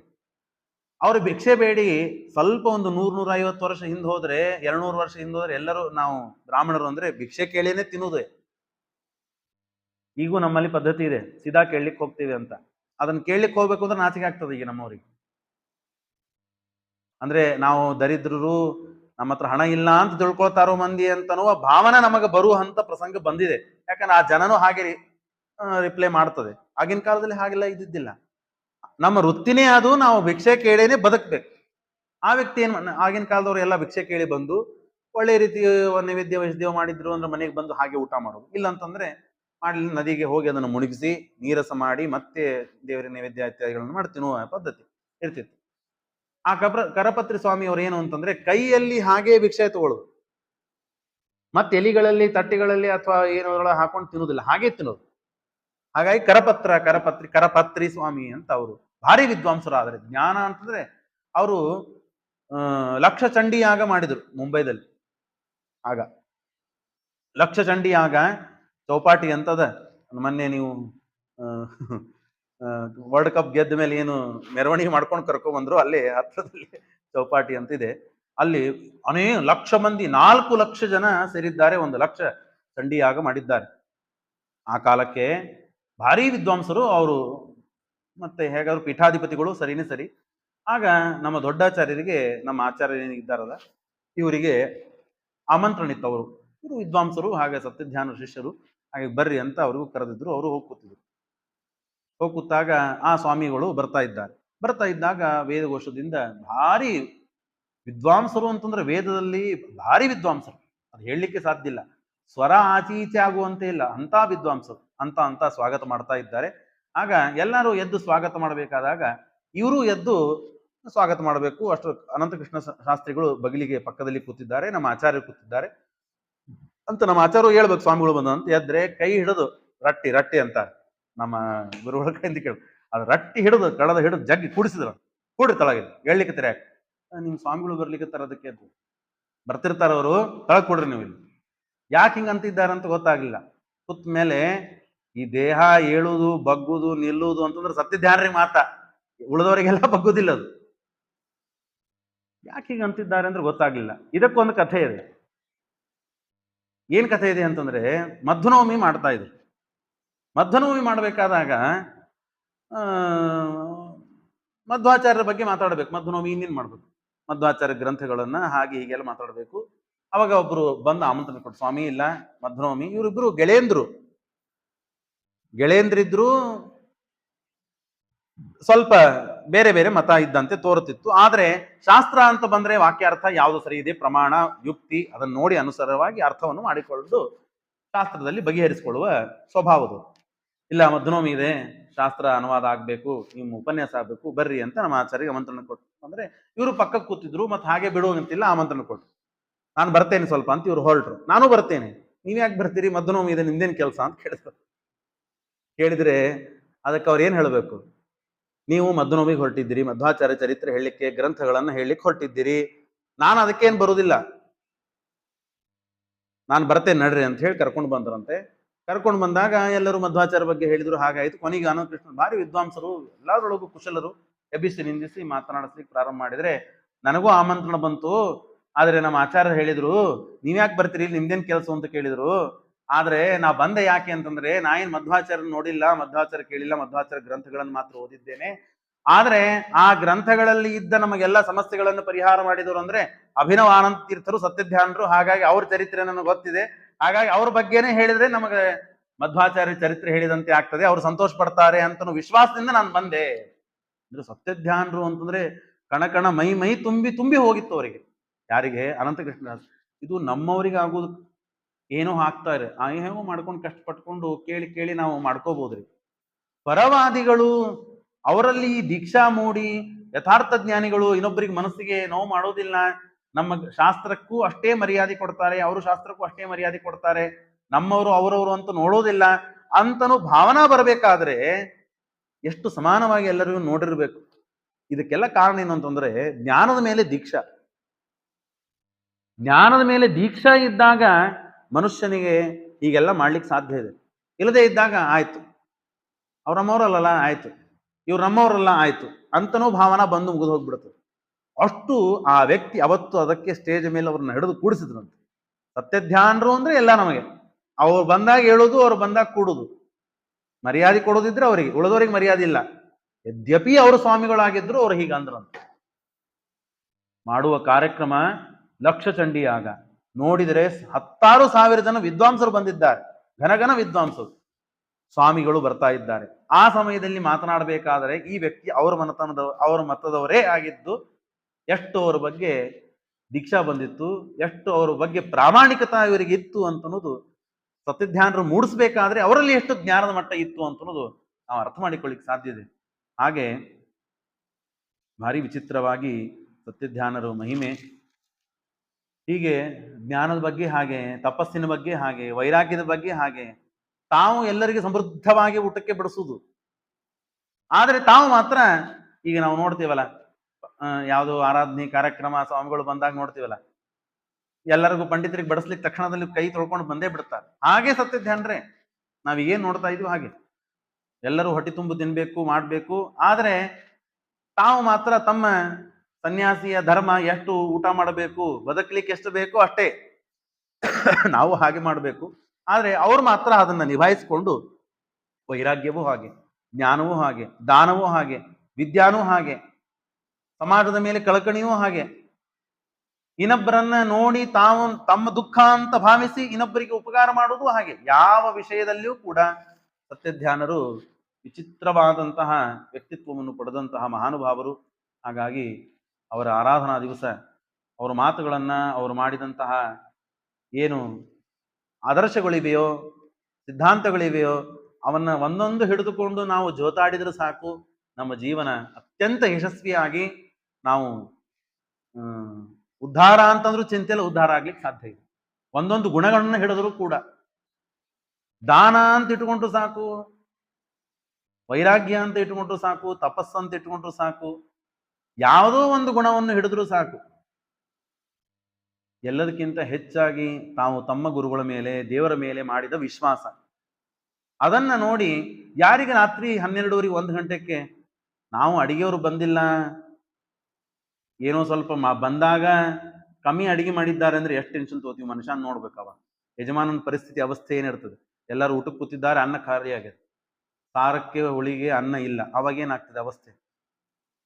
ಯಾವ ಸಮಸ್ಯೆ ಬಂದಾಗಲೂ ಇನ್ನೊಂದು ಹೇಳೋದು ಅಂದ್ರೆ ಯಾಕೆ ಈ ಮಾತು ಹೇಳಲಿಕ್ಕೆ ಬಂದಂದ್ರೆ, ಯಾವ ಹಂತದಲ್ಲಿಯೂ ಕೂಡ ತನ್ನ ಧೈರ್ಯ, ತನ್ನ ಅಸ್ತಿತ್ವ ತಾನು ಕಳೆದುಕೊಳ್ಳಿಲ್ಲ ಅಂತನ್ಲಿಕ್ಕೆ ಜ್ವಲಂತ ದೃಷ್ಟಾಂತ ಸತ್ಯಧ್ಯಾನ. ಅನಂತ ಕೃಷ್ಣ ಶಾಸ್ತ್ರಿಗಳು ಪ್ರತಿ ಸತಿ ಬರೋರಂತೆ, ವಾಕ್ಯಾರ್ಥ ಹಾಕೊಳ್ಳೋರಂತೆ ನಮ್ಮ ಆಚಾರ್ಯ ಜೊತೆಗೆ. ಪ್ರತಿ ಬಾರಿ ಬರೋದು, ವಾಕ್ಯಾರ್ಥ ಹಾಕೊಳ್ಳೋದು, ತಮ್ಗೇನ್ ಬೇಕು ಅಷ್ಟು ಕೇಳೋದು, ಹೋಗ್ಬಿಡೋದು. ಆಗ ಜೊತೆಗೆ ಗೃಹಸ್ಥರು ಬರ್ತಿದ್ರು, ದೊಡ್ಡ ವ್ಯಕ್ತಿಗಳು, ಕಾರದಲ್ಲಿ ಬರೋರು ಹೋಗೋರು. ಆಗ ಅವ್ರಿಗೆ ಕೇಳಿದ್ರಂತೆ, ಪ್ರತಿ ಸತಿ ಬರ್ತೀರಿ, ನೀವು ಜಗಳಾಡ್ತೀರಿ, ಹೋಗ್ತೀರಿ, ಏನ್ ಮಾಡ್ತಿರ್ತೀರಿ ನೀವು, ಒಂದ್ ದಿವಸ ಆದ್ರೂ ಅವ್ರಿಗೆ ಕೇಳಬೇಕೋ ಬೇಡೋ? ಪಾಪ ಬ್ರಾಹ್ಮಣರು 4-5 ಮಂದಿ ಶಿಷ್ಯಂದ್ರ ಇಟ್ಕೊಂಡು ಪಾಠ ಪ್ರವಚನ ಮಾಡೋರು, ಹೇಗ್ ನಡೀತಾ ಇದೆ, ಹೊಟ್ಟಿ ಬಟ್ಟಿ ಎಲ್ಲ ಸರಿಗಿದೆ ಇಲ್ಲೋ, ಯೋಗಕ್ಷೇಮಗಳು, ಒಂದು ದಿವಸ ಆದ್ರೂ ಕೇಳಬೇಕು ನೀವು ಅಂತ ಅನಂತ ಕೃಷ್ಣ ಶಾಸ್ತ್ರಿಗಳಿಗೆ ತಮ್ಮ ಜೊತೆಗೆ ಬಂದ ಗೃಹಸ್ಥರು ಕೇಳಿದ್ರಂತೆ. ಅಂದಾಗ ಅವ್ರ ಹತ್ರ ನೋಡಿ ಹೇಳಿದ್ರಂತೆ, ಸತ್ಯಧ್ಯಾನರ ಶಿಷ್ಯರಿಗೆ ಆರಾಮ್ ಇದ್ದಿರೋ ಇಲ್ಲೋ ಅಂತ ಕೇಳುವಂತಹ ಮೂರ್ಖ ನಾನಲ್ಲ ಅಂತಂದ್ರು. ಯಾಕೆ ಹೀಗಂತಿದ್ದಾರೆ ಇವರು ಅಂತ ಕೇಳಿದ್ರಂತೆ. ಸತ್ಯಧ್ಯಾನರ ಶಿಷ್ಯರು ಅಂತಂದ್ರೆ ಹೊಟ್ಟೆ ಬಟ್ಟೆಗೆ ಎಂದೂ ಯಾವತ್ತೂ ಕಮ್ಮಿ ಬೀಳುವುದಿಲ್ಲ ಅಂತನೂ ಸಿದ್ಧ. ಯಾಕಂದ್ರೆ ಅವರ ಅನುಗ್ರಹ ಪರಿಪೂರ್ಣವಾಗಿದೆ. ಮರುಭೂಮಿಯಲ್ಲಿ ಹೋದರೂ ನೀರನ್ನ ಅಗದು ತೆಗಿತಾರೆ, ಎಷ್ಟು ಸಾಮರ್ಥ್ಯ ಸತ್ಯಧ್ಯಾನರು ಶಿಷ್ಯರಿಗೆ ಇರ್ತದೆ. ಯಾಕಂದ್ರೆ ಅಷ್ಟು ವಿಶ್ವಾಸ ದೇವರ ಗುರುಗಳ ಮೇಲೆ ಅವರು ಮೂಡಿಸ್ಬಿಡ್ತಾರೆ. ಅಂತವ್ರಿಗೆ ನಾವು ಏನ್ರಪ್ಪ ಆರಾಮಿದ್ದೀರೇನು ಸತ್ಯಧ್ಯಾನರ ಶಿಷ್ಯರು ನೀವು ಅಂತ ಕೇಳಿದ್ರೆ ಕಪಾಳಿ ಹೊಡ್ಕೋಬೇಕು ಅಂತ ಅನಿಸ್ತದೆ. ಹಾಗಾಗಿ ಅಂತ ಕೆಲಸ ನಾ ಎಂದೂ ಮಾಡಿಲ್ಲ. ನೀವು ಇನ್ನೊಮ್ಮೆ ಇಂಥ ವಿಷಯಗಳನ್ನ ಕೇಳಿಕ್ ಹೋಗ್ಬೇಡ್ರಿ. ಯಾರಂತ ತಿಳ್ಕೊಂಡಿರು? ಸತ್ಯಧ್ಯಾನರ ಶಿಷ್ಯರು ಅಂದ್ಮೇಲೆ ಆರಾಮೇ ಇರ್ತಾರೆ ಅಂತ ಅವತ್ತು ಅಷ್ಟು ಗಟ್ಟಿ ಧ್ವನಿಯಿಂದ ಹೇಳಿದ್ರಂತೆ. ಅಂದ್ರೆ ವಿಶ್ವಾಸ ಮಾಡ್ರಿ, ಇನ್ನೊಬ್ಬರಿಗೆ ಸತ್ಯಧ್ಯಾನರ ಶಿಷ್ಯರ ಮೇಲೆ ಇಷ್ಟು ಪರಿ, ಯಾವುದೇ ಕ್ಷೇತ್ರಕ್ಕೆ ಹೋಗ್ಲಿ, ಯಾವುದೇ ಊರಿಗೆ ಹೋಗ್ಲಿ, ದೊಡ್ಡ ಊರಿಗೆ ಸಣ್ಣ ಊರಿಗೆ, ಯಾವುದೇ ಹಂತಕ್ಕೆ, ರಾತ್ರಿ ಬೆಳಗ್ಗೆ ಮುಂಜಾನೆ ಸಾಯಂಕಾಲ, ಯಾವ ಕಾಲಕ್ಕೆ ಏನ್ ಬೇಕು ಅದು ಆಗ್ಬೇಕು ಅಂದ್ರೆ ಆಗ್ತದೆ. ಎಲ್ಲಾನು ಬರ್ಬೇಕು ಮನುಷ್ಯ. ಸತ್ಯಧ್ಯಾನರ ಸಿದ್ಧಾಂತ ಅಡಿಗೆನೂ ಬರ್ಬೇಕು, ಬಡಿಸುವುದೂ ಬರ್ಬೇಕು, ಊಟ ಮಾಡ್ಲಿಕ್ಕೂ ಬರ್ಬೇಕು, ಉಪವಾಸ ಇರ್ಲಿಕ್ಕೂ ಬರ್ಬೇಕು. ಸಿಕ್ಕಾಗೆ ಬೇಕಾದಷ್ಟು ಮರಗಟ್ಲೆ ತಿಂದು ಸಿಗದೇ ಇದ್ದಾಗ ಬೇಕೋತ್ ಕೊಡುದಲ್ಲ, ಉಪವಾಸ ಇರ್ಬೇಕು. ದೇವರ ಅವತ್ತು ನನಗೆ ಬೇಕಾದಷ್ಟು ಕೊಟ್ಟ, ತಿಂದೆ, ಆರಾಮಿದ್ದೆ, ಇವತ್ತೇನ್ ಕೊಟ್ಟಿಲ್ಲ, ಉಪವಾಸ ಇರೋಣ, ಏನಿದೆ. ನಾವಂತೂ ದೇವರ ಸಲುವಾಗಿ ಪ್ರತ್ಯೇಕವಾಗಿ ಉಪವಾಸ ಇರ್ಲಿಕ್ಕಂತೂ ಆಗೋದಿಲ್ಲ. ಏಕಾದಶಿ ಒಂದು ಮಾಡ್ತೇವೆ. ಇನ್ನ ದಿನಗಳಲ್ಲಿ ಅವತ್ತು ದೇವರು ಸುಖವಾಗಿ ಊಟಕ್ಕೆ ಕೊಟ್ಟಿದ್ದ, ಇವತ್ತು ಏನ್ ಕೊಟ್ಟಿಲ್ಲ, ದೇವರು ಇವತ್ತು ನಿನ್ನ ಸಲುವಾಗಿ ಉಪವಾಸ ಮಾಡಿದ್ದೇವೆ ಅಂತ ಏನೂ ಇಲ್ಲದೆ ಇದ್ದ ದಾರಿದ್ರ್ಯದಲ್ಲೇ ಉಪವಾಸಕ್ಕೆ ಉಪವಾಸ ಇದ್ದದ್ದಕ್ಕೆ ದೇವರ ಸಲವಾಗಿ ಉಪವಾಸ ಅಂತ ಮಾಡಿಬಿಟ್ರೆ ಅದೊಂದು ತಪಸ್ಸು ಆಗ್ತದೆ ಅಂತ ಮನಸ್ಥಿತಿ ನಮಗೆ ತಂದು ಕೊಡ್ತಾರೆ ಸತ್ಯಧ್ಯಾನ. ಇದ್ದಾಗ ಸುಖವಾಗಿರ್ಬೇಕು, ಇಲ್ಲದೆ ಇದ್ದಾಗೂ ಸುಖವಾಗಿರ್ಬೇಕು. ಎಲ್ಲಾ ಹಂತಕ್ಕೂ ಒಂದೇ ರೀತಿಯಿಂದ ಇರಬೇಕು. ಆ ಮನಸ್ಥಿತಿ ಯಾವ ಊರಿಗೆ ಹೋದ್ರೂ ಇರ್ಬೇಕು, ಸ್ವರ್ಗದಲ್ಲಿ ಹೋಗೋದ್ರೂ ಇರಬೇಕು, ನರಕದಲ್ಲಿ ಹೋದ್ರೂ ಇರಬೇಕು. ಈ ವಿಶ್ವಾಸವನ್ನು ಮೂಡಿಸುವುದು ತಾನು ಮಾಡಿಕೊಳ್ಳಬಹುದು. ಹೇಗಾದರೂ ಕಷ್ಟ ಇದೆ, ತಾನು ಮಾಡಿಕೊಳ್ಳೋದು ಕಷ್ಟ ಇದೆ. ಎಂಥವನೇ ಇರಲಿ ಅವನಿಗೆ. ನಾವು ಪ್ರವಚನ ಹೇಳ್ತೇವೆ, ಪ್ರವಚನ ಕೇಳ್ತೇವೆ, ಆ ಅವಸ್ಥೆ ಬಂದಾಗ ಮನುಷ್ಯ ಆಚೆ ಈಚೆ ಆಗ್ತಾನೆ. ಯಾವ ಅವಸ್ಥೆ ಬಂದಾಗಲೂ ಕೂಡ, ದಾರಿದ್ರ್ಯ ಬಂದಾಗ ಆಚೆ ಈಚೆ ಆಗ್ತಾನೆ, ಶ್ರೀಮಂತಿಗೆ ಬಂದಾಗೂ ಆಚೆ ಈಚೆ ಆಗ್ತಾನೆ ಮನುಷ್ಯ. ಅಂತಾನೆ, ನನಗೆಲ್ಲ ರೊಕ್ಕ ಇರ್ಬೇಕಾಗಿತ್ತು, ಆ ಬಡವರಿಗೆ ಎಷ್ಟು ಸಹಾಯ ಮಾಡ್ತೀನಿ, ದೇವ್ರು ಕೊಡ್ತಾನೆ. ಏನೂ ಕೊಡುದಿಲ್ಲ ಅವಾಗ ಅವನು. ಎಷ್ಟು ಜನ ನೋಡ್ತೇವೆ ನಾವು, ನನಗೆ ಇಷ್ಟು ದಾರಿದ್ರ್ಯ ಇತ್ತಲ್ಲಪ್ಪ, ನಾನು ಶ್ರೀಮಂತ ಇರ್ಬೇಕಾಗಿತ್ತು, ಬಡವರಿಗೆ ನಾನು ಬೇಕಾದಷ್ಟು ಸಹಾಯ ಮಾಡ್ತಾ ಇದ್ದೆ. ಪಾಪ ಆಚಾರ್ಯ ಎಷ್ಟು ಒದ್ದಾಡ್ತಾರೆ, ಅವ್ರಿಗೆ ಇಷ್ಟು ಮಂದಿ ಇದ್ರು ಒಬ್ರು ಕೊಟ್ಟಿಲ್ಲ, ನನಗೆ ಇರ್ಬೇಕಾಗಿತ್ತು, ನಾನು ಕೊಡ್ತೇನೆ. ಆ ಬಡವ ಎಲ್ಲ ಅಂತೀವಿ, ಅದು ಬಂದಾಗ ಮಾತ್ರ ಕೊಡುವ ಬುದ್ಧಿಗೆ ದೇವ್ರು ಕೊಡುವುದಿಲ್ಲ. ಅದಿದ್ರೆ ಇದಿರ್ತದೆ, ಇದಿದ್ರೆ ಅದೇ. ಹಾಗೆ ಜನ ಇಲ್ಲ ಅಂತಿಲ್ಲ, ಬಹಳ ಕಮ್ಮಿ, ವಿರಳ. ಆ ಸತ್ಯಧ್ಯಾನರ ಆದರ್ಶವನ್ನು ಇಟ್ಕೊಂಡ್ರೆ ಏನ್ರಿ 18 ವರ್ಷಗಳ ಕಾಲ ತಿರುಪತಿಯಲ್ಲಿ ಬರೇ ಜ್ಞಾನ ಸತ್ರ ಮಾಡಿದ್ದಾರೆ. ಮಠ ಅಂದ್ರೆ ಏನು? ಸಂಚಾರ ಮಾಡ್ತಾ ಇದ್ದರೆ ಆ ಜನಕ್ಕೆ ಅಲ್ಲಿ ಆಶೀರ್ವಾದ ಮಾಡಿ, ಅಲ್ಲಲ್ಲಿ ಆ ಊರುಗಳಲ್ಲಿ ಸ್ವಲ್ಪ ಹಣ ಬಂದದ್ದು ಮತ್ತೊಂದು ಊರುಗಳಿಗೆ ಹೋಗಿ ಅಲ್ಲಿ ಯಾರಿಗೇನಿರ್ತದೋ ಅವರನ್ನು ಕೊಟ್ಟು ಮುಂದೆ ಸಾಗುವ ಸಂಪ್ರದಾಯ. ಒಂದು ಕಡೆಗೆ ಇರಬಾರ್ದು, ಜನಕ್ಕೂ ಎಲ್ಲರಿಗೂ ಅನುಗ್ರಹ ಆಗ್ಬೇಕು, ರಾಮದೇವರ ದರ್ಶನ ಆಗ್ಬೇಕು, ಉಳಿದವರಿಗೆಲ್ಲ ಕಡೆಗೂ ಪಾಠ ಪ್ರವಚನ ಎಲ್ಲ ಮೂಡಿಸ್ಬೇಕು. ಇವ್ರು ಏನ್ ಮಾಡಿದ್ರು? ಮಠದಲ್ಲಿ ಎಷ್ಟಿದೆ ರೀ ಹಣ, ಎಷ್ಟು ವರ್ಷ ಆಗ್ಲಿಕ್ಕಿದೆ, ಇಷ್ಟು ವರ್ಷ ಆಗ್ಬೋದು, ಅಂದ್ರೆ ಬಿಟ್ಬಿಟ್ರಿ, ಎಲ್ಲಿ ಸಂಚಾರ ಇಲ್ಲ, ಒಂದ್ ಕಡೆ ಕೂಡೋಣ ಅಂತ ಹೇಳಿ. ಆಮೇಲೆ ದಿವಾಣರು ಬಂದು ಹೇಳಿದನು, ಸ್ವಾಮಿ ಮಠದಲ್ಲಿ ಹಣ ಮುಗೀತು, ನಾಳೆ ಸಂಚಾರ ಮಾಡದೇ ಇದ್ರೆ ಹಣ ಇಲ್ಲ. ಹೌದಾ? ರಾಮದೇವರು ಇಷ್ಟೇ ಸಂಕಲ್ಪ ಇಟ್ಟಿದ್ದ ಅನಿಸ್ತದೆ, ಹೇಳೋಣ ಅಂತ ತಿರುಪತಿಯಿಂದ ಆ ಪದ್ಮಾವತಿ ದೇವಿ ಸರೋವರ, ನೀವು ಯಶೋಮಸ್ ಸಭಾ ನೋಡಿದ್ದೀರಿ, ಅಲ್ಲೇನು ಸತ್ಯಧ್ಯಾನರ ಮನಿ ತೋರಿಸ್ತಾರೆ, ಅಲ್ಲೇ ಇದ್ದು ಸತ್ಯಧ್ಯಾನರ ಕಟ್ಟಿ ಅಂತ ತೋರಿಸ್ತಾರೆ. ಆ ಕಟ್ಟಿ ಮೇಲೆ ಕೂತು ಪಾಠ ಹೇಳಿಕತ್ರೆ, ಈಗ ಪ್ರವಚನ ಹೇಳಿತಾ ಯಾರೋ ಡಿಸ್ಟರ್ಬ್ ಮಾಡ್ತಾ ಇದ್ದಾರೆ ಅಂತ ಹೇಳಿ ನಾವು ಶ್ವಾಸ್ ಅಂತ ಅನ್ಬೇಕಾಗ್ತದೆ. ಅಲ್ಲಿ ಸತ್ಯಧ್ಯಾನರು ಕೂತು ಗರ್ಜನೆ ಮಾಡ್ತಾ ಇದ್ದಾರಂದ್ರೆ ಆ ಓಣಿಗೆ ಯಾರು ಬರ್ತಿದ್ದಿಲ್ಲ ಅಂತ, ಪಾಠ ಕೇಳೋರು ಮಾತ್ರ ಕೊಡ್ಬೇಕು. ಜೋರ್ ಧ್ವನಿಯಿಂದ ಮಾಡಿದ್ರೆ ಏನೋ ಸಿಂಹಗರ್ಜನೆ ಮಾಡ್ತಾ ಇದ್ದೇನೋ ಅಂತ 18 ವರ್ಷಗಳ ಕಾಲ ಮಾಡಿದ್ದಾರೆ, ಬರೇ ಪಾಠ ಪ್ರವಚನ. ದಿವಾಣರು ಬಂದು ಹೇಳಿದ್ರಂತೆ, ಸ್ವಾಮಿ ನಾಳಿಗೆ ಏನಿಲ್ಲ, ಇನ್ಮೇಲೆ ಆಗ್ಲಿ ಅಂತ ಹೇಳಿ ಅವತ್ತು ತಾವು ಎದ್ದು ಸಂಚಾರ ಮಾಡಿದ್ರಂತೆ. ಹೀಗೆ ಮಠದಲ್ಲಿ ಇದ್ದದ್ದನ್ನೆಲ್ಲ ದಾನ ದಾನ ದಾನ ದಾನ. ರಾಮದೇವರನ್ನ ಬಾಳೆ ಎಲೆ ಮೇಲೆ ಇಟ್ಟು ಪೂಜಾ ಮಾಡಿದ್ರೆ ದೇವರಿಗೆ ಏನ್ ಬಂಗಾರದ ಪೀಠದ ಮೇಲೆ ಇಟ್ಟರೆ ದೇವ್ರ ಸಂತೋಷ ಆಗ್ತದ? ಬಾಳೆ ಎಲೆ ಮೇಲೆ ಇಟ್ಟು ಪೂಜಾ ಮಾಡಿದ್ರು ಏನ್ ತಪ್ಪಿಲ್ಲ, ಬಂದವರು ಮಾತ್ರ ಹೊಟ್ಟಿ ಬಟ್ಟಿ ಕಮ್ಮಿ ಆಗ್ಬಾರ್ದು. ಶ್ರೀಮದಾಚಾರ ಶಾಸ್ತ್ರಕ್ಕೆ ಓದ್ಲಿಕ್ಕೆ ಬಂದವರು ಶ್ರೀಮದಾಚಾರ ಶಾಸ್ತ್ರ ಓದ್ರೆ ಬಡವ್ರು ಆಗ್ತೀವಿ ನಾವು, ನಮ್ಮ ಕನ್ಯಾರು ಕೊಡಂಗಿಲ್ಲ, ನಮ್ಮ ಮನಿ ಸಿಗುವುದಿಲ್ಲ, ಹೊಟ್ಟಿ ಬಟ್ಟಿ ಸಿಗುವುದಿಲ್ಲ ಅಂತ ಹೇಳಿ ಶ್ರೀಮದಾಚಾರ ಟೀಕಾಕೃತ್ಪಾದರ ಶಾಸ್ತ್ರದಿಂದ ದೂರ ಆಗಬಾರದು. ಅವ್ರಿಗೆ ಬೇಕಾದದಿಲ್ಲ ಕೊಡೋಣ ಅಂತ ಕೈ ಎತ್ತಿ ಕೊಟ್ಟು ಶ್ರೀಮದಾಚಾರ್ಯ ಶಾಸ್ತ್ರ ಓದಿದ್ದಕ್ಕೆ ನಾವು ಈಗ ಒಂದು ತಾಸು ಸತ್ಯಧ್ಯಾನರಾರಿಗೆ ಒಂದು ಆರಾಧನೆಗೆ ಒಂದು ವರ್ಷಕ್ಕೆ 3 ದಿವಸ ಪ್ರವಚನ ಕೇಳುವ ಸೌಭಾಗ್ಯ ಸಿಗ್ತಾ ಇದೆ. ಇಲ್ಲದೆ ಇದ್ರೆ ಸತ್ಯಧ್ಯಾನರ ಯಾರು ಗೊತ್ತಿದ್ದಿಲ್ಲ, ಟೀಕಾರಾಯರು ಯಾರು ಗೊತ್ತಾಗ್ತಿದ್ದಿಲ್ಲ, ಶ್ರೀಮದಾಚಾರ್ಯ ಯಾರು ಅಂತೆ ಕನಸಿಗೂ ಬರ್ತಿದ್ದಿಲ್ಲ. ಈ ಅವಸ್ಥೆ ಬರ್ತಾ ಇತ್ತು. ಅವತ್ತು ಅವರು ಅಷ್ಟು ಪಾಠ ಪ್ರವಚನದಲ್ಲಿ ದೀಕ್ಷೆಯನ್ನ ಅವರವರಿಗೆ ಮುಟ್ಟಿಸ್ತಾ ಇದ್ದಿದ್ದಿಲ್ಲ. ಅಂದ್ರೆ ಅವರ ಯಾರೋ ಒಬ್ರು ಸತ್ಯಧ್ಯಾನರ ಶಿಷ್ಯರ ಮನತನೊಳಗೋ ನಾವು ಬಂದಿದ್ದೇವೆ ಅಂತ ನಾವು ಈಗ ಶಾಸ್ತ್ರ, ಅಂಗಾರಕ್ಷಂತಿ, ಪಾಠ ಪ್ರವಚನ, ರಾಯರು, ಗುರುಗಳು, ದೇವರು, ಯುಗಾದಿ, ಹಬ್ಬ, ಅವು ಇವು ಹರಿದಿನ ಅಂತ ಮಾಡ್ತೇವೆ. ಇಲ್ಲದಿದ್ರೆ ಏನು ನಮಗೆ ಕೇಳಲಿಕ್ಕೆ ಸಾಧ್ಯ ಇದೆ? ಹಾಗಾಗಿ ಅಂತ ಮಹಾನುಭಾವರು ಹೇಳುವುದು ಬಹಳ ಇದೆ. ತಾವು ಮಾಡಿದಂತಹ ಏನು ಪಾಠ ಪ್ರವಚನ, ದೇವರಲ್ಲಿ ಗುರುಗಳಲ್ಲಿ ಅಖಂಡ ಶಾಸ್ತ್ರದಲ್ಲಿ ಅಧ್ಯಯನ ಇದನ್ನು ಮಾಡಿದ್ದಾರೋ ಆ ಮಾಡಿದ್ದರಿಂದಲೇ ದೇವರನ್ನ ಪೂರ್ಣವಾಗಿ ಭಕ್ತಿಯಿಂದ ದೇವರನ್ನ ವಶಪಡಿಸಿಕೊಂಡಂತಹ ಮಹಾನುಭಾವರವರು. ಗುರುಗಳನ್ನಾಯಿತು, ದೇವರನ್ನಾಯಿತು, ದೇವತೆಗಳನ್ನಾಯಿತು ಅಂತಹ ಗುರುಗಳ ಆರಾಧನಾ ಸಂದರ್ಭದಲ್ಲಿ ನಿನ್ನೆ ಇವತ್ತು ಏನೋ ಎರಡು ಅವರ ಮಹಿಮೆಗಳನ್ನು ಹೇಳಿ ಇವತ್ತು ಮುಗೀತು ಅಂತಲ್ಲ, ನಾಳೆ ಮುಗೀತು ಅಂತಲ್ಲ, ಜೀವನಾವಧಿ ಸತ್ಯಧ್ಯಾನರ ಮಹಿಮೆಯನ್ನು ಕೇಳ್ತಾನೆ ಇರಬೇಕು, ಹೇಳ್ತಾನೆ ಇರಬೇಕು. ಹೇಳಬೇಕು ಅಂತಂದ್ರೆ ನಿಮಗೆ ಆಶ್ಚರ್ಯ ಆಗ್ತದೆ. ನಮಗೆ 3-4 ತಾಸು ಪಾಠ ಆಗ್ಬೇಕು. ಮುಂಜಾನೆ 4:15 ಎಬ್ಬಿಸ್ತಾ ಇದ್ರು ನಮಗೆ. ಮುಂಜಾನೆ ಕೇಳ್ಬೇಕು ಹುಡುಗರೆಲ್ಲ, 4:15 4 ಗಂಟೆಗೆ ಎಬ್ಬಿಸು. ರಾತ್ರಿ ಎಷ್ಟಕ್ಕೆ ಮಲ್ಕೋತೀರಿ ನಿಮಗೆ ನಮಗೆ ಗೊತ್ತಿಲ್ಲ. ಎಬ್ಬಿಸ್ಲಿಕ್ಕೆ ಒಬ್ರು ಇರ್ತಾ ಇದ್ರು, ಸ್ನಾನಕ್ಕೆ ಹಾಕ್ಲಿಕ್ಕೆ ಒಬ್ರು ಇರ್ತಿದ್ರು, ಸಂಧ್ಯಾವಂದನ ಮಾಡ್ತಾನೋ ಇಲ್ಲೋ ನೋಡ್ಲಿಕ್ಕಂತ ಕೆಲವು ಹಂತಕ್ಕೆ, ದೊಡ್ಡವರಾದ್ಮೇಲೆ ಯಾರು ನೋಡೋರು ಇದ್ದಾರೆ, ಮಾಡೋರು ಇರ್ತಾರೆ ಎಲ್ಲರೂ. ಎಲ್ಲಾ ಹಂತಕ್ಕೆ ಒಬ್ಬೊಬ್ಬರನ್ನ ಇಟ್ಟು ಎಬಿಸಿ ಮಾಡಿ ಮುಂಜಾನೆ 6ಕ್ಕೆ 5:15 ಪಾಠ ಶುರು ಆಯ್ತು ಅಂದ್ರೆ 9:30, 10, 11 ತನ ಪಾಠ. ಅಷ್ಟು ಹೊತ್ತು ಪಾಠ ಆದರೆ ಅದರಲ್ಲಿ 2-2.5 ತಾಸು ಸತ್ಯಜ್ಞಾನರು, ಗುರುಗಳು, ದೇವರು, ದೇವತೆಗಳು ಇವರ ಚರಿತ್ರೆನೇ ಆಗ್ಬೇಕು. ಅವರ ಚರಿತ್ರೆಗಳನ್ನ ಕೇಳದೇ ಇದ್ರೆ ಪಾಠ ದಕ್ಕಂಗಿಲ್ಲ, ತಿಳಿಯುವುದಿಲ್ಲ. ತಿಳಿದಿದ್ದು ನಮಗೆ ಮನವರಿಕೆ ಆಗುವುದಿಲ್ಲ. ಮನವರಿಕೆ ಆದದ್ದು ಮರ್ತು ಹೋಗ್ತದೆ. ಭಾರಿ ಬುದ್ಧಿವಂತಿದ್ದಾನೆ, ಆದ್ರೆ ಪಾಠ ಹೇಳಿದ್ರ ಮೇಲೆ ಪಾಠದ ಬಗ್ಗೆ ವಿಶ್ವಾಸನೇ ಇಲ್ಲ. ತಗೊಂಡು ಏನ್ ಮಾಡುದು? ಗುರುಗಳ ಮೇಲೆ ವಿಶ್ವಾಸನೇ. ಅವ್ರೇನ್ ಹೇಳ್ತಾರೆ, ನನಗೆ ಗೊತ್ತಿದೆ ಇದು, ಏನ್ ಮಾಡುದು ತಗೊಂಡು? ಆ ಬುದ್ಧಿವಂತನಿಗೆ ವಿಶ್ವಾಸ ಗುರುಗಳಲ್ಲಿ, ದೇವರಲ್ಲಿ ಬರಬೇಕು ಅಂತ ಆದರೆ ಗುರುಗಳ ಸ್ಮರಣೆ ಆಗ್ಬೇಕು. ಪ್ರತಿ ನಿತ್ಯ ಹೇಳೋರು. ಏಕಾದಶಿ ಬಂತು ಅಂದ್ರೆ 5-5 ತಾಸು ಗುರುಗಳ ಮಹಿಮಾ ಹೇಳ್ತಿದ್ರು. ಹಾಗಾಗಿ ಅದನ್ನು ಕೇಳಿ ಕೇಳಿ ಕೇಳಿ ಏನೇನು ಇಷ್ಟ್ರ ಮಟ್ಟಿಗೆ ಆಗ್ತಾ ಇತ್ತು ಅಂತಂದ್ರೆ ಗುರುಗಳು ಹೇಳಿದ ಮೇಲೆ ಮುಗಿತು, ಎರಡನೇ ಮಾತಿಲ್ಲ. ಇವತ್ತು ಊರಿಗೆ ಹೋಗ್ಬೇಡ, ಹೋಗ್ತಾ ಇದ್ದಿಲ್ಲ. ನಮ್ಮ ಆಚಾರ್ಯರು ಹೋಗ್ತಾ ಇದ್ದಂತೆ, ದೊಡ್ಡಾಚಾರ್ಯರು ಸತ್ಯಧ್ಯಾನರ ಹತ್ರ, ಮಠದ ಹತ್ರ. ಅವಾಗ ಏನಾದ್ರು ಕಾರ್ಯಕ್ರಮಕ್ಕೆ ಕರಿತಿದ್ರು, ಹೋಗ್ತಿದ್ರು, ಮಾಡ್ತಿದ್ರು. ಅದೇ ಹೇಳಿದ್ರು, ಒಂದಾದ್ಮೇಲೆ ಒಂದು ನೆನಪು ಆಗ್ತಾನೆ ಹೋಗ್ತದೆ. ಮಹಿಮೆ ಮುಗಿಯೋದೇ ಇಲ್ಲ ಸತ್ಯಧ್ಯಾನರು. ಮಂತ್ರಾಕ್ಷದಿಗೂ ಒಂದು ಮಹಿಮೆ. ಮಂತ್ರಾಕ್ಷಿ ಇಸ್ಕೊಂಡೇನೆ, ಈಗ ನಾವು ನೋಡ್ತೀವಲ್ಲ ಸವಾಳು ಬಂದಾಗ ಬೇಕಾದ ಸ್ಥಳ ಆದ್ರೂ ಮಂತ್ರಾಕ್ಷಿ ಇಸ್ಕೊಂಡೇ ನಾವು ಮನೆಗೆ ಹೋಗೋದು. ಯಾಕೆ ಪ್ರವಾದ ಬಿದ್ದಿದೆ ಅಂತಂದ್ರೆ ಆವಾಗಿನ ಕಾಲದಿಂದಲೂ ಕೇಳಲಿಕ್ಕೆ ಸಿಗ್ತದೆ. ಮಂತ್ರಾಕ್ಷಿ ಇಸ್ಕೊಳ್ಳಿಕ್ ಹೋಗ್ಬೇಕು, ಅವಾಗ ಧಡೀರಂತ ಬಾಗ್ಲ ಹಾಕೊಂಡು ಮಲ್ಕೊಂಡ್ಬಿಡೋರು. ಸತ್ಯಧ್ಯಾನರು ಎಂದೂ ಮಧ್ಯಾಹ್ನ ಮಲ್ಗೋರಲ್ಲ. ಇವ್ರು ಬಂದ್ರೆ ಮಂತ್ರಾಕ್ಷಿ ಇಸ್ಕೋತಾರೆ, ಬೇಡ ಸಿಗುದೇ, ಕಣ್ಣಿಗೆ ಸಿಗುದು ಬೇಡ ಅಂತ ಸತ್ಯಧ್ಯಾನರು ಮಲಗಿ ಬಿಟ್ಟಿದ್ದಾರೆ, ಹೋಗ್ರಿ ಅಂತ ಕಳಿಸ್ಬಿಡುದು. ಆಗ 1 ದಿವಸ ಮಾಡ್ತಿದ್ರು, 2 ದಿವಸ ಮಾಡ್ತಿದ್ರು, 3ನೇ ದಿವಸ ಆದ್ಮೇಲೆ ಬಾಗ್ಲ ತೆಗಿಯೋರಂತೆ. ಯಾಕೆ ಅಂದ್ರೆ ಪಂಡಿತರೆಲ್ಲ ಹೋಗ್ಬಿಟ್ರೆ ವಾಕ್ಯಾರ್ಥ ಮಾಡ್ಲಿಕ್ಕಿಲ್ಲ, ನಿರ್ಣಯ ಮಾಡ್ಕೊಳ್ಲಿಕ್ಕಿಲ್ಲ. ಶಾಸ್ತ್ರ, ಶ್ರೀಮದಾಚಾರ್ಯ ಶಾಸ್ತ್ರ ವಾಕ್ಯಾರ್ಥದಿಂದಲೇ ನಿರ್ಣಯ ಮಾಡ್ಲಿಕ್ಕೆ ಸಾಧ್ಯ ಇದೆ. ಹಾಗೆ ಯಾರು ಸಿಗುದಿಲ್ಲ ಅಂತ ಹೇಳಿ ತಾವು ಮಂತ್ರಾಕ್ಷತೆ ಕೊಟ್ರೆ ಹೋಗ್ಬಿಡ್ತಾರಂತೆ. ಮಂತ್ರಾಕ್ಷತೆನೇ ಕೊಡ್ತಾ ಇದ್ದಿಲ್ಲ ಸತ್ಯಧ್ಯಾನ. ಈಗಿನ ಕಾಲದಲ್ಲಿ ಯಾವಾಗ ಬಂದಿಪ್ಪ, ಯಾವಾಗ ಹೋಗ್ತಿ ಅಂತ ಕೇಳೋದು ನಾವು. ಇವತ್ತು ಬಂದ್ಯಾ, ರಾತ್ರಿ ಆಗಿದೆ ನಂಗಂದ್ರೆ ಟಿಕೆಟ್ ಸಿಗ್ಲಿಲ್ಲ, ನಾಳೆ ಸಿಗ್ತದೆ ಮುಂಜಾನೆ. ತತ್ಕಾಲ ಸಲ ನೋಡ್ತಾ ಇದ್ರೆ ನಾವು ಮಾಡಿಸ್ತೀವಿ, ನಮ್ಮಲ್ಲಿ ಇದ್ದಾರೆ ಏಜೆಂಟ್ಗಳು ಬೇಕಾದಷ್ಟು ಅಂತ ಹೇಳಿ ತೆಗೆದು ಕಳಿಸಿ.